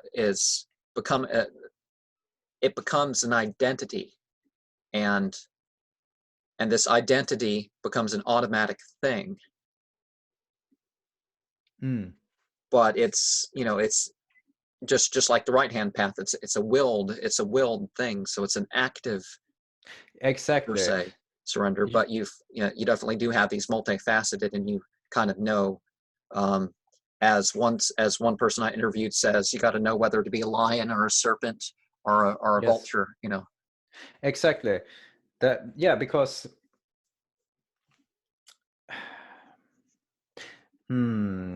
because you walk a path where your will decides who you are to become, and then you involve all the forces, and you walk through a world which requires different forces of you to come forth, and there within you the singularity emerges.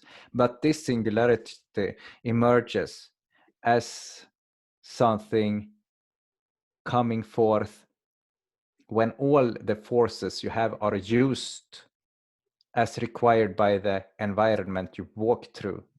And what is the environment? It is not the physical environment primarily, but it is the spiritual environment, the astral plane you're walking, which provokes your forces to come forth. And then you use them, you learn to master them. So to the degree that you become them, that becoming is the very singularity, all the forces connecting at a center. You have the picture, you're having all the capabilities of yours, picture them around a circle, like the numbers in a clock. And then from each number to the center goes a line.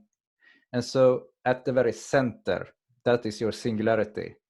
But that singularity is not independent of the forces that are connected to it. Like if you take, for example, a right-hand path that is focusing on getting rid of your identity and realizing yourself as the one abstract consciousness, then you strive to, as they say, kill your ego and have no desires and so on. They get rid of all their forces and dissolve somehow. But here, yeah, all the forces go away. But here you have all the forces, and the forces, they lead you to understand who you are, and who you are is not the same as someone else, because someone else is not cultivating the same forces in the same way that you do, but the unique way that you cultivate them, all based on your will, what you choose, how you choose to cultivate them, how you choose to face the circumstances. Are you someone who will enter conflict in the astral realm like a wolf, or are you someone who will develop wings and fly up above the trees and thereby progress? And what we've been exposed to, it definitely directs our way of interpreting. If you study the language involved in the Bible, you're going to interpret it different than the people who don't. And a group that I was involved in would look at this and say, using their color, using their weird arrangement of the rainbow, they would say, you're sticking to your cause through the well, to give it Sufi language, let's throw in some of that. The states and stations that come upon you. I guess there's 18 there. But but the astral, but you're moving through the astral, whether you're aware or not. The astral's definitely interacting upon you. I didn't articulate that quite as well as I would hope, but you saw that meaning in that card. Did I understand you correctly there? Yes, that was meaning that I connected to connecting to the colors involved in the cards. Yes. So if we're getting into the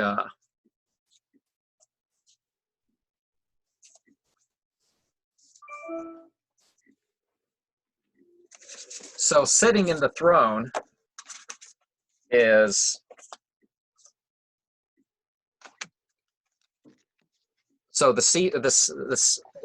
seasonal princess would be the Princess of Wands.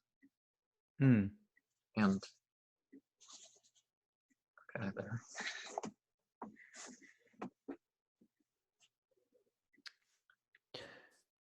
there. What card was this? The Princess of Wands. Okay. They call it the Princess of Wands, and not the.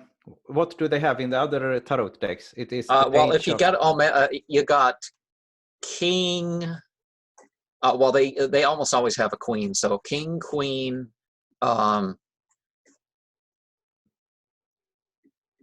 Page. Prince, and Knave, or what? No. Well, you sort of have a stage of development. So what's it called? You got a knight. You got a knight in there as maybe the prince, and then below that you have a page. So this would be the pages. Okay. Yes. And this was, how many wands were there? And it was the Prince of Wands. The princess. So the Princess of Wands. So so every for every season you have a throne, which is the ace, and then you have what sits in the throne, which is the princess. And obviously this is not this is the most active of the princesses. Okay, that's interesting. So there are different princesses who are, some of them are not as active. It is interesting here that the card depicts something that looks like fire, and you have red and you have yellow. Yeah, wands is definitely the fire suit. So yeah, it relates to my personal spiritual journey in the sense of fire that I have been talking about earlier. And it is interesting that here the fire aspect comes into the princess obviously relating to my personal angel, which has, and she has identified herself as a princess in my own vision. I have seen her as such, and she has told me that also early on, actually. But that the fire aspect here can be seen together with the princess, and that's a clue to me, because I have always seen the fire aspect only in myself, but here it becomes evident that she also is having the fire aspect, and that obviously then there is divine wisdom to it, because she represents something higher. I mean, if we take the word prince, it relates to principalities, I think. I'm not entirely sure now, but principalities, they are beings who uphold principles, something that is more abstract, something that is meant to guide and direct forces below them. Therefore, they are principalities. They become prince and princess. And so she is the one to direct fire or something, but also that she is at a higher level. Well, in the Kabbalah, the prince takes up more of the squares than anybody else. You know, the king and the queen are one square apiece. The prince is like 6. I mean sphere, you know, and then the princess is sphere 10, but 4 through 9 is his domain.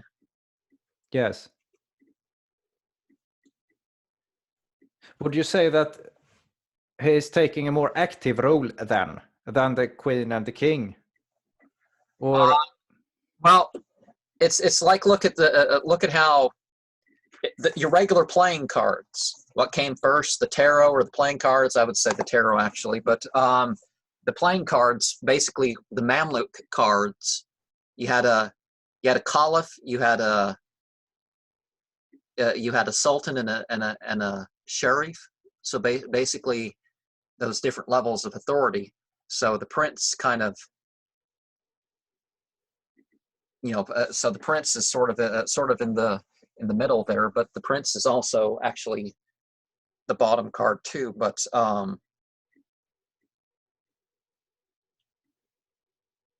yeah, sort of the but a good king won't try to say, oh no, I'm going to try to deal with all the business of the empire myself. They're going to try to delegate a bit and give themselves more capability if they have more than one castle to rule.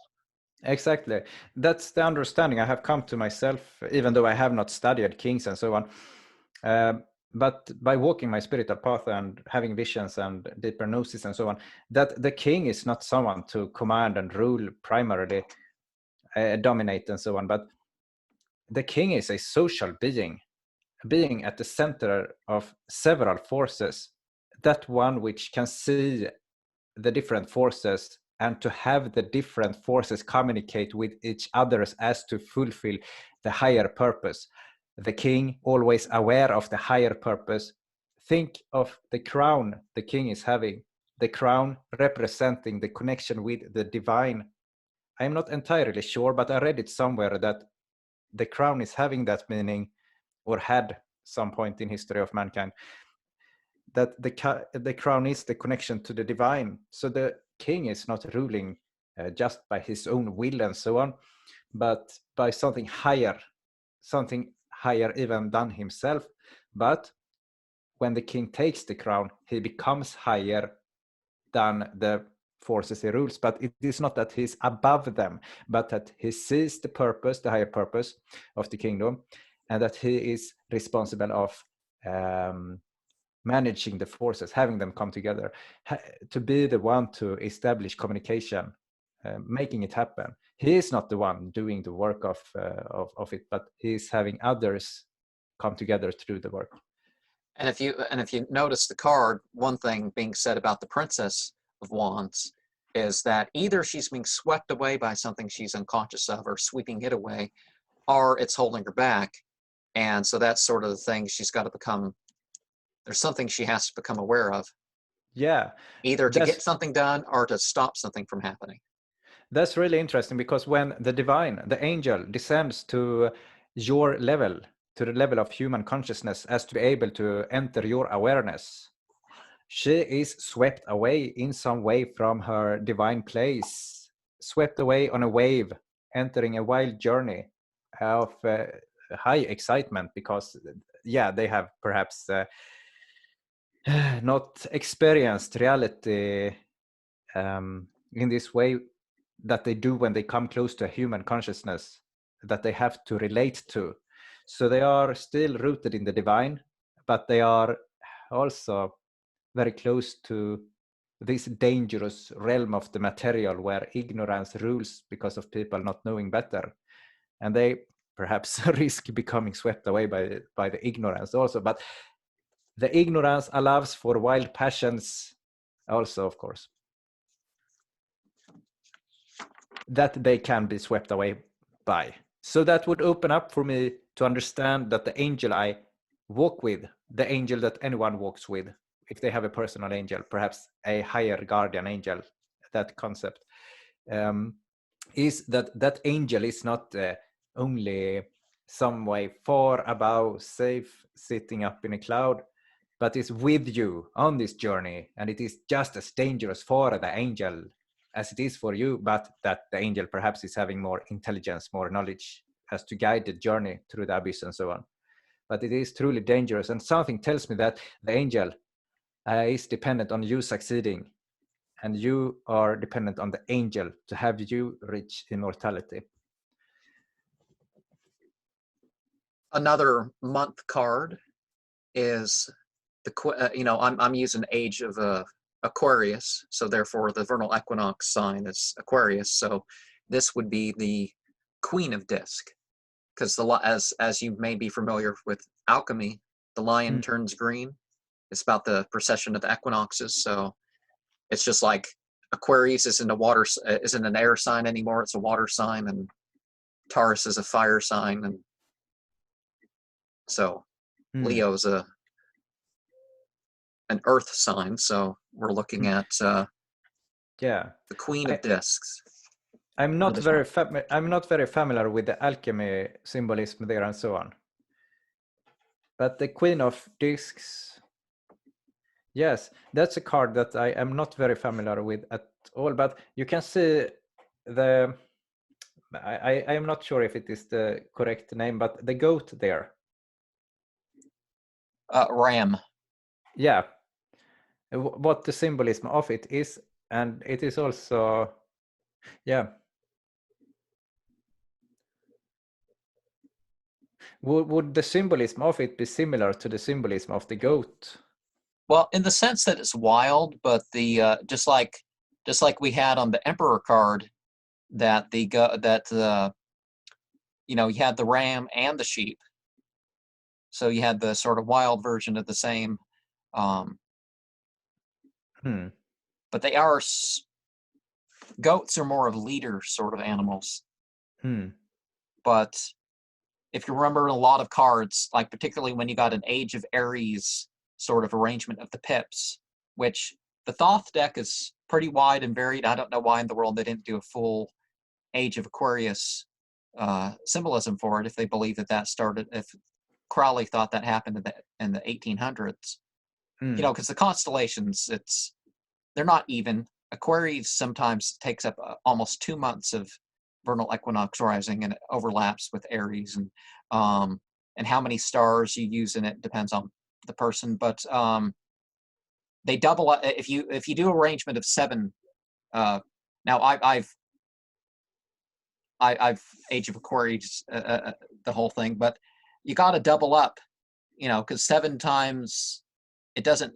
36 leaves 1 left over. So which one are you going to add to? If you say the Age of Aries, you're going to double up on Mars. So start and end the biblical years, you would say, with a Mars sign. Now in the Age of Aquarius, perhaps Mercury, because okay, the prophets are done. We're the messengers of the messengers. That makes sense to me. So I decided, okay, I'm going to put that there. Although I think it actually pretty much lined up with the traditional, just rotating it a little bit. But yeah. And also there's the 9 planet symbolism thing. So how are you going to divide that? And I thought, okay, every solstice and equinox and the points in between, I decided a sun, that makes sense. That's where we're going to have the suns. And the other planets, it varied per constellation and time of year. But and anyway, yeah, it's so we're obviously in a more material sort of plane. I don't think the other, did we see any jewels on any of the other cards? So she's obviously carrying some wealth with her, some crafted things. But Exactly. there she is in the grass or whatever that's supposed to be. And she's also having what seems to be like horns on the head there. Or So she's sort of an Asherah sort of individual. You think? Yeah, actually. And she would be connected to the material realm with the wisdom of managing it, and someone who has risen to the level of managing the forces and thereby can relax back in the comfort of being taken care of the forces she manages.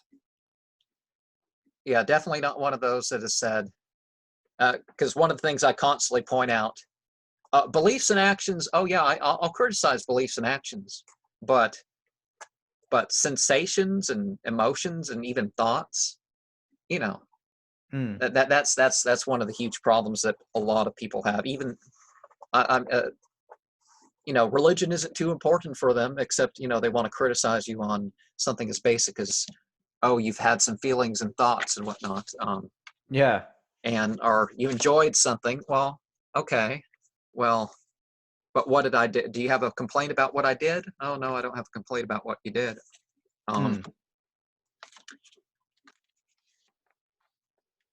Yeah, one's supposed to definitely rest in things, and the king, he has his harvest, but the prince there, he's off pulling stuff about. He's really active there.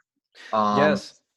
But I mean, not exactly the most auspicious card to be ending with here, but the Deccan card would give us sort of the 11th of the we're at the the 5 of, not the 5, the 7 of discs is listed as failure, but we're sort of listed, if you divide the year into 72 or 73 portions, the biblical year that starts around the vernal equinox, we're in portion 11 right now, aren't we? So I don't remember the Shemhem Forosh or the Goetius Gusion, but I have no awareness of them at all, actually. But that this isn't Lon Milo Duquette's Tarot of Ceremonial Magic, so we don't have to, the pips do relate to 2 of those apiece, but we can definitely leave the 11 and 12 and off of this sequence. I recall it has a nice pattern, kind of reminds me of like a bird. Yeah. Not quite a peacock, but something. It reminds me of a spider also, this image on the card. The overall sense of it reminds me of a spider. This was the 7 of discs. And we talked about 7 earlier and how it does not relate to my journey. But actually 77 has occurred in my journey. But I think it was a temporary thing. There may be more meaning to 7 than what I have given my attention to. Yeah. How does this card relate to all of it, to the sequence and so on? This was the end of the season. Did I get that right? Well, this is the this is the 7th card we've gone over, so this is the I guess is the end of this sequence. But you see this, you know, I guess you can say you have lofty goals, but Yeah. there's sort of a trap laid in you, mechanical wise, or in, you know, you kind of think of these bits here as coins, although they do Yeah. sort of show themselves in a Saturnal sort of way, because Saturn in Taurus is what we're shown here. But Yeah. what we see is, you know, it kind of looks like coins. Yes. So our goals mirror contrived wealth, because coins are okay. Pennies are worth more if you melt them down than they are if, uh, than they you know, than they are legal tender. There's more value in the copper, which is Yes. actually illegal to do, by the way. But the Yeah. you know, so much of money is, it's just worth something because we say it is. Um, Yes. and that's saying that in my lifetime, what the dollar, the U.S. dollar is a seventh or an eighth or something worth what it was. Um, you know, between 1965 and 2016, the average wage went up $1 a week. Yeah. And it's like, it used to be you could get a car for get a new car for less than $10,000. And you know, they made things better back then. You could buy a VCR that was made all of metal, you know, but last. And towards the end, when you were buying VCRs, they were plastic things that you were hoping that it would get you through the year. Yeah. um, But and a loaf of bread was $1. Now that same type of bread, now a good loaf of bread's more like 6 or something. But yeah, I noticed the thing. This was the 7th card, and it is 7 of discs. So we have 77. And 77 has been a number occurring in my spiritual journey earlier. But also, this card reminds me of a spider. And I have recent days here, looked into the Spider Queen, Zephyrans, I think. And you said it relates to Saturn, this card, in some way. yeah, And that's how they colored it and arranged it. Yes. yeah. So there might be something with the number 77 and the Spider Queen and Saturn, but I'm not sure entirely yet. But that was an interesting thing I noticed right now.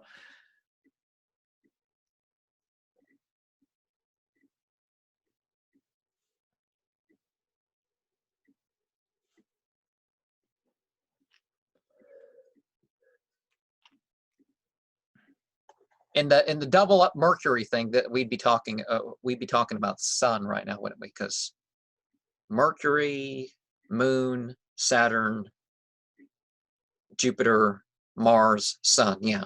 So we'd be giving this a sun and Aries symbolism, which I think is virtue. If you look at the traditional card we have, you know, that's in this deck. I bumbled my words a little bit. Didn't sleep as well as I would have hoped, but I think this went over fine. Yeah, yeah. Virtue is the card that's it's kind of bounced back, because you know, it's good. It's you know, good to show a weight out of the negative. Yeah. But that's the interesting thing about a tarot deck, is that it really is. It's sort of, you can bounce a whole worldview off the deck. Yes. And that's what makes a really good oracle, is an oracle that can that you can do that with, that you can basically refer to everything with. Yeah, exactly. And you can come to a worldview through the tarot deck, but also come to a new worldview, to change the one you have, to navigate in it and to navigate out of it, and so on. I have to assume. Yeah. The tarot cards, they are something that has occurred to me. They have come to me. I got my deck in as a gift from some person in my social circle a long time ago, and I had no interest in this at the time, so I had it on my shelf for a long time. And then I have started to use it, but I have no interest in really going into it, so I use it casually. But still, the tarot deck really plays an important role because it comes to confirm my visions, and it comes to lead me further, and so on. So there are many ways to use it, and so on. But I have a more casual way of using it, like just drawing a card. I draw a card and see if I get something interesting, and that's about all. If I have some thoughts. Particularly if someone's stressed out, the whole thing of I can shuffle. I've shuffled the deck, or I've jumbled some runes or something, and I've automatically told the future because these two runes are together. And if you're in a bad mood, that can be a really bad thing. Yeah. Because I saw a video recently. This person was all upset because she was like, yeah, when you're in a really bad mood and the cards tell you that you're not who you should be and you're going to be something else, and you don't know what that is. And it's but yeah, Yeah. it's something to do with it's a tool for thinking at random and that sort exactly to find new ways of thinking and so on. Yeah, and the synchronicities that comes up sometimes, they are truly interesting also. Yes, especially when you have the sense that you are going to get a card. Yeah, you think of something, and then a voice. That's a trippy thing when you play around with oracles, is maybe not at first, but then it's like you're clearly guessing at a greater rate than could be from chance, one or two guesses, but it's like you do a full deck reading, and it's like you got the suit wrong. You got the suit right like half the time or third the time rather than a quarter of the time, or or even you try to guess the exact card and you get not once but like 3 times, so you know that exactly. And then you have to really look into whatever you was thinking or experiencing, because when you get such clear synchronicities, it convinces you at a deeper level. I have had moments where I have thought of something, and then I have had my inner voice telling me, go and draw a card. And then I have understood, I will get this or that card. And then when I draw, I get exactly this or that card. And it is like, how can that be? But it has happened. So then it bypasses my intellect, because that experience in itself is so interesting that it touches you at a deeper level. So the tarot deck is a way to bypass the intellectual mind, in this way at least, to allow oneself also, to use it generally, to allow oneself to just come up with new things of viewing one's situation and whatever. And it helps you know about people, because it's like the cold reading thing. Yeah, it's like, okay, as long as you're being honest about it and not I'm able to tell you your future or this unseen thing about the spiritual message for you because you gave me $100, or that's kind of I'm not going to take part in that. Exactly. So, but you watch people, and it's like there's somebody who I started to do one of these interviews with. Well, I mean, I have in person, but I mean, as far as for the content for the channel, and this person didn't like their nickname for a while because it's like, you call me Death White, don't call me Death. But there were reasons for it, and she's okay with it. She understands it now. Some nicknames people kind of understand right away. I think even the guy that I call the Fool, he got that, but yeah, exactly. Yeah, every card is you. Every card is what you encounter in life. It's yeah, it captures all. I wondered at times, well, can we not have other cards in it also, like the bridge? I mean, if you have a tower, why don't you have the bridge? Well, the Lover's card. Yeah. As much as that's brothers and lovers kind of both in the same card, really, it's important that Crowley actually got it right and actually included both themes. But really, it's like if you've seen the Ninth Gate movie, I have not seen it. One of the 9 illustrations on that one was this Cupid with this arrow and this guy crossing a bridge. Or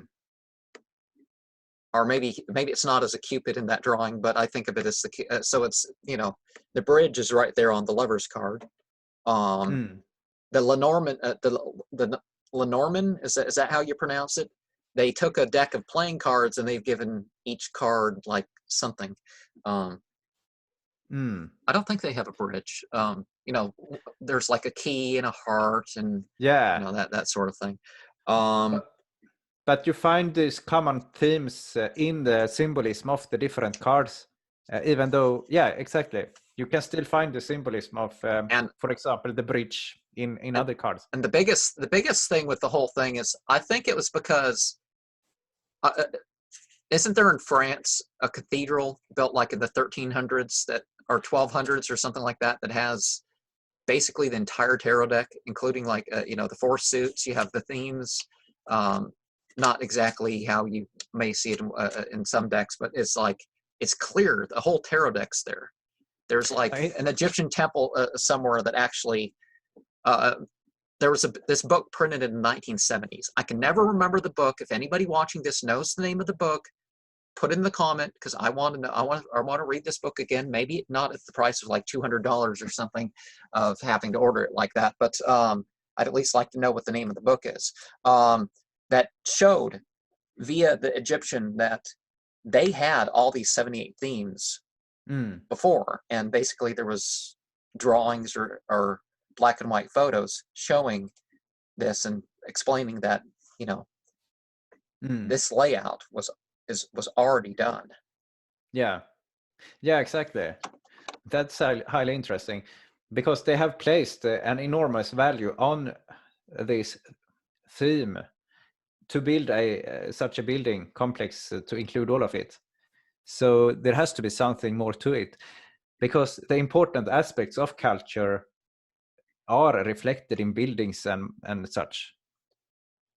Yeah, we have, you know, the thing that people, dispensationalists, don't quite get is that, okay, material culture changed.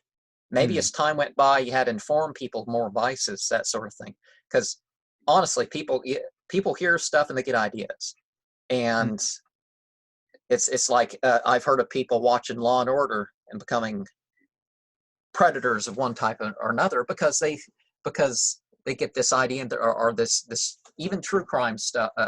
You know, you get ideas in your head and you get obsessed with it, and you end up doing. That's why evil for entertainment is not a good plan. Exactly. But what my point was, that the material culture changes, but it's like the basic spiritual message, it's there. And one of the big problems why we have so many different groups and all that stuff, it's like okay, if you look at the early community under Muhammad, people had different psychological types and stuff like that. They didn't need to break off into these different groups. So, but what happened over the next couple hundred years? They broke up into a good 72 different types of groups, and there's actually listings that, here, but they didn't have to be different groups. But you know, people want their political power, and that's entirely what things are about there, because they literally have the same book to the letter. There's not different versions of the Quran like there are different versions of the Bible. It's like there's over 100 different versions of the King James version of the Bible. That's interesting. And English Bibles, some of the early English Bibles had 100 different books. Now we're typically looking at 66, and you don't know when they're going to add or subtract a word or a whole verse or.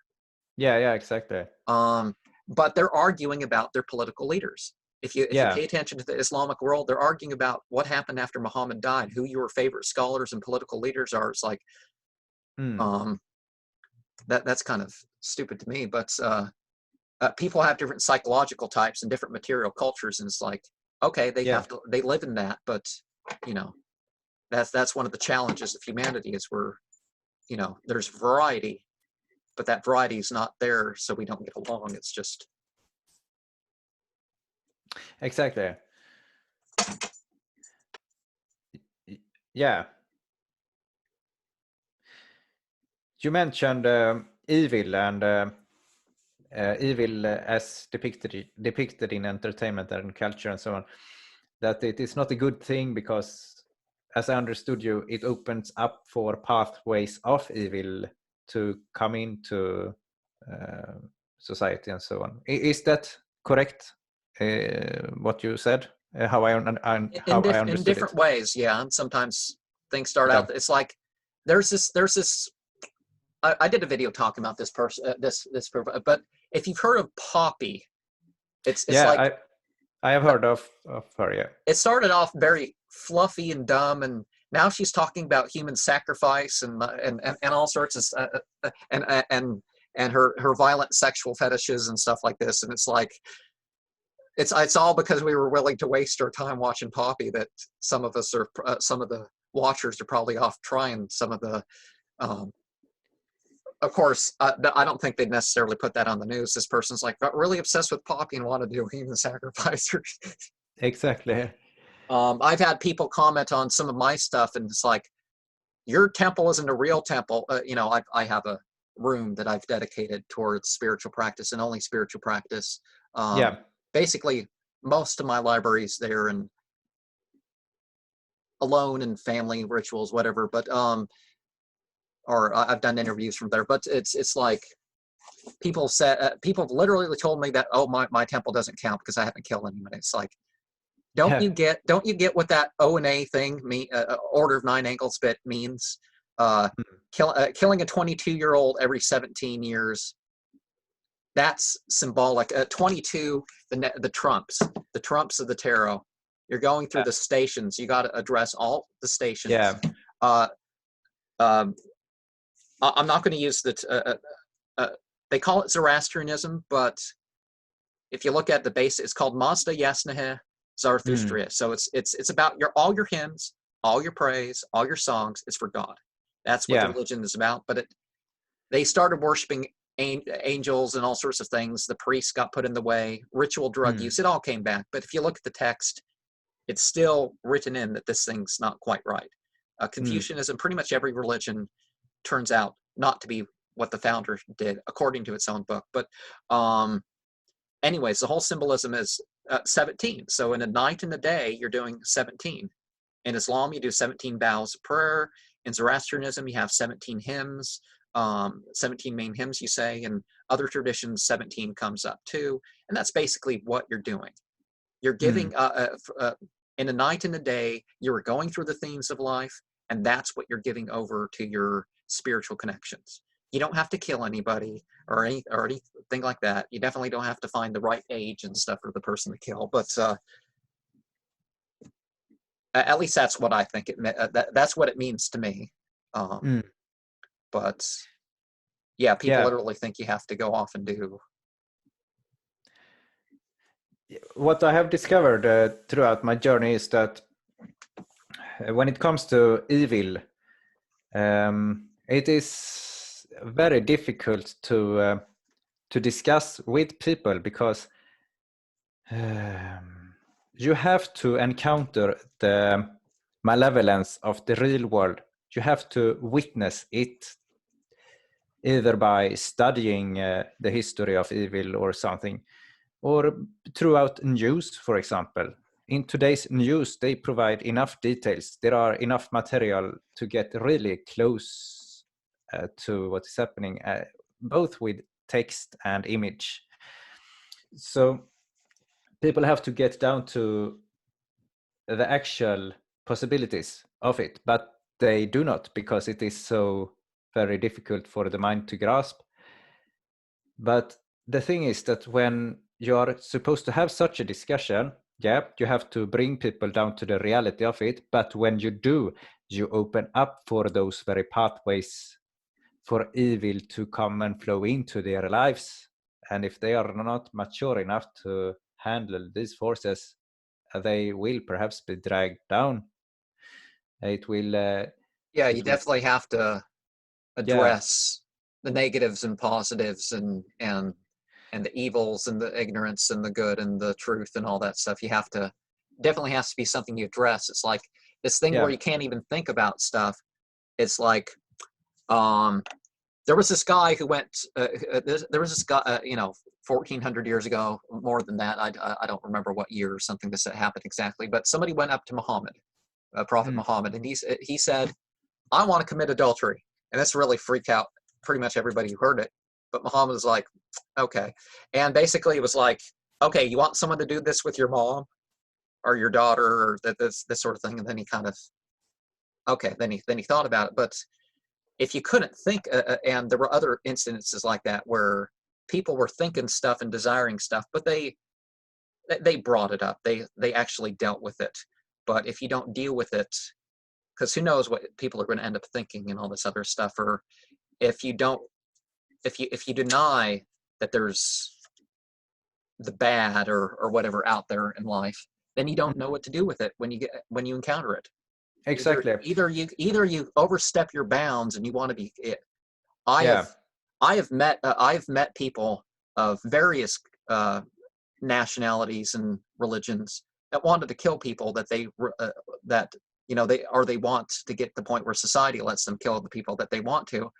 And some of it's not like, just for the sheer pleasure of killing, but it's like, come on, be real. There's I understand. I do support the death penalty when it comes to murder, rape, people who have sex with pre-adolescents knowingly, and some degrees of torture and that sort of thing. Yeah. But maybe a medical experiments, gone way too far, that sort of thing, and done a lot of them, that sort of. But generally, yeah, people do wrong things. It doesn't mean we should go off and kill everybody. No. We don't need a draconian society where, the death penalty for stealing an apple. Exactly. That yeah. Because that would reflect that the mind has been caught at those levels of evil, where the evil becomes, exactly.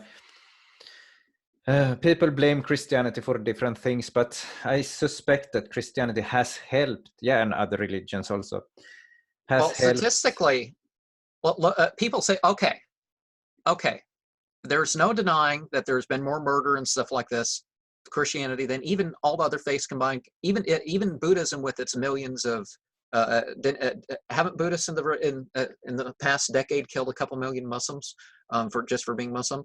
But the okay, more than all the other faiths combined in history. But look at what happens when you strip all religious value away from it. Over 200 million state-sponsored secular killings. Exactly. Probably about 400,000 people that have been, their lives made rather miserable and even shortened because of slavery. 400 something million people. So, and you look modern days, people with no religion. Okay, you don't have to be part of a church, that sort of thing. But even if you go once a year to a church or a masjid or a New Age temple or something, once a year, your behavior, your psychological state is on average clearly better. No matter who's looking at it, this is what seems to come up. And on top of that, as much as people complain about the Catholic priest, yes, what was it, in Italy or something? They found, after they sainted this guy, they found this guy's record. He killed over 180 people himself, and he raped more people than that. And this was according to his own words that they found behind a brick in a church or something. But there are incidences like that, or people putting things around, and they put it all over the place, but neither the celibate or non-celibate, they're about the same, but they tend to be even better than the congregants in terms of their behavior. I don't think it's worth spending 20, 50, 100,000, even $1 million a year to have somebody lead a church or building or something, but there tends to be a better behavior. And then there's the issue of what is the individual? Is it the individual? Is it the congregation? Is it the actual teachings of the religion? Whether it's some conservative form or whether it's the prophet you look to, you got to look at those different layers. So it's like there are certain things, and I haven't, even though they're as far as religious societies, they can be worse in terms of Christian society, but it's not because of Christianity. Christianity has left enough guards to keep away from some of those major sins, as they would call them, that you know, there's really you gotta violate these other things along the way, so you can't really blame Christianity for some of what's going on. Exactly. And I personally find a core part of, for example, Christianity, but also other religions, that is true and good. And from this, you have guidances for how to come to a good place in society and so on. I mean, to arrange society in a good way. But it may not be, when it comes to the level of organizing society and so on, Christianity, Buddhism, or whatever, it may not be the ideal solution, but it is far much better than the alternative, no solution at all, or something like that. Like that you mentioned, the problem of the secular killings and so on. So people, they want the ideal solution, but yeah, we have to consider what is working in the real world. And if religions have survived for this long, there perhaps is some core component to it that actually is good.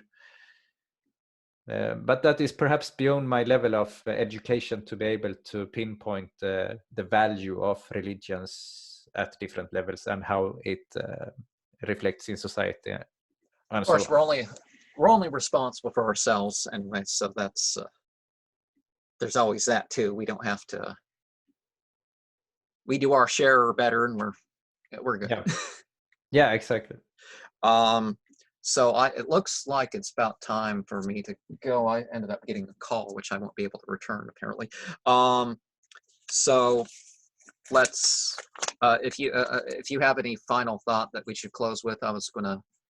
Yeah, I just want to say I thank you for having invited me to this. I'm joyful. I have found this to be an interesting discussion, and I will have to listen to all of it to because I don't remember all of what we talked about, so it will become interesting for myself also to listen to it. Well, the briefest one I've done of this is my granduncle. My granduncle was actually how most of the completed interviews went. There's probably a good 200 something that in person it was like less than 15 minutes and went through all the questions. And a lot of people, more people than that, I guess, was like, well, I'm this type of Christian or something like that. And it's like, well, that doesn't really tell. It tells me you believe in a God, and it doesn't tell me as much as you think it does. But anyways, so okay, so I'll alternate here and repeat the name again if that's okay with you. Yeah, that's okay. So I'll say it in one dialect and then another dialect, because I guess there's a couple different ways to pronounce this. So yes. Mo mvwy vumz fu Marx mvwy vumz raz fa mu mvwy vumz raz fu. And you know, because you're familiar with the Hindu thing, the 9 gates. I am not familiar with 9 gates. So basically, you know, we got our eyes and our ears and our nose and our mouth and our genitals. Yeah, and our, those gates. Yeah, I have come across those, I think. I remember vaguely only. So that's sort of how I think of this. And of course, okay. As human beings, yeah, we're incarnate, but we're kind of go beyond that. So yeah, we consist the 9th gate. People don't get that part, but yeah. So the nine gates, they are related to our constitution as being, as I would understand it as. It's like how many mythologies have done that sort of thing? They've there's 9, 9, 9, 9, 9 or 10. Yeah, exactly. That's interesting. It's like I've noticed, speaking of the 7, you know, kind of links to the 9, because I recently brought this up, and where's the graphic, because I guess not quite close, but we had the you know, so sort of the infernals. So you have Engra Meniu. You know, I'm using the vest in here, which was the universal spirit, but it means destructive spirit. And Gnog Manog means stinking body, which was sort of the agent. And you may be more familiar with the term Malak Taus. That is the Yes. role that Malak Taus is typically placed in, although those two are often combined. And then you have, instead of the 7 archangels, you have the 7 archdemons of Akamana, evil thought, Indar, stifling of mind, Na'an Haithya, discontent. So in Buddhism, that would be the dukkha. Dukkha is suffering. Yeah. Yeah. Sarva is oppression. Ta'urvi, oh, I've lost my graphic, is destruction. Za'uri is poison, and Ashma is wrath. I think I got, because wrath would be on the other side of the, it'd be on the other side of Sra'ash, which would be obedience. But so they you know, they're all seen as pairs, just like the Shemhem Forosh in the Solomonic tradition is seen as pairs to the Goetia, but the angelic side. But the devil would also be known as Davanam Davo, you know, chief of the demons. But yeah, so that's how, just like the Apep serpent. Now that's not, can't think of any depiction of the Apep serpent as with 9 in them or anything, but the 5 is a very particular thing. And like Islam has 5 pillars, so if you keep to the 5 pillars, you're keeping down the demonic snake. But if you start letting them up, and that's sort of the thing with the 9 demonic gatekeepers, it's like, okay, if you're keeping out, you know, if you've turned the positive and negative of all this stuff into that side, then the demonic gatekeepers have got, you know, they're fully over those gates. But I guess if you're taking God's side, then you're kind of closing those gates to them. Okay. But the whole symbolism there that you think of, I'm closing myself off. It's like, well, it's not that you're becoming closed-minded. That's not quite it. But you don't want to be so open-minded that you're just accepting everything as true, because it doesn't take much knowledge of the material world to realize that No, exactly. Contradictions, you know. That practical reality you also have to come to face at the spiritual plane when you walk a left-hand path, because there are forces there who are going to show you that you have to choose, and some things just don't work, and the reality may not conform to your wishes and may actually be hostile to you. The dark spiritual realms, when you enter them, any form of them. So it's a practical reality. Yeah, what's it called? Psychopathic personality disorders, when you've decided merely upon your own personal taste and desires that this is how you're going to act. Forget everybody else. Exactly. Like, I've been told, says, okay, if this hurts me, don't turn things so loud that it gives me a heart palpitation. People turning things 90 decibels and all that. Stop it. Wait till I'm gone. But if you know something hurts someone, you don't do it. Exactly. But a psychopath, no. Exactly. They take the opposite. They see that it hurts and they then do it. They take the opposite. They when others stop, they see an opportunity to go forward. Yeah. But I'm gonna. Okay, where's my?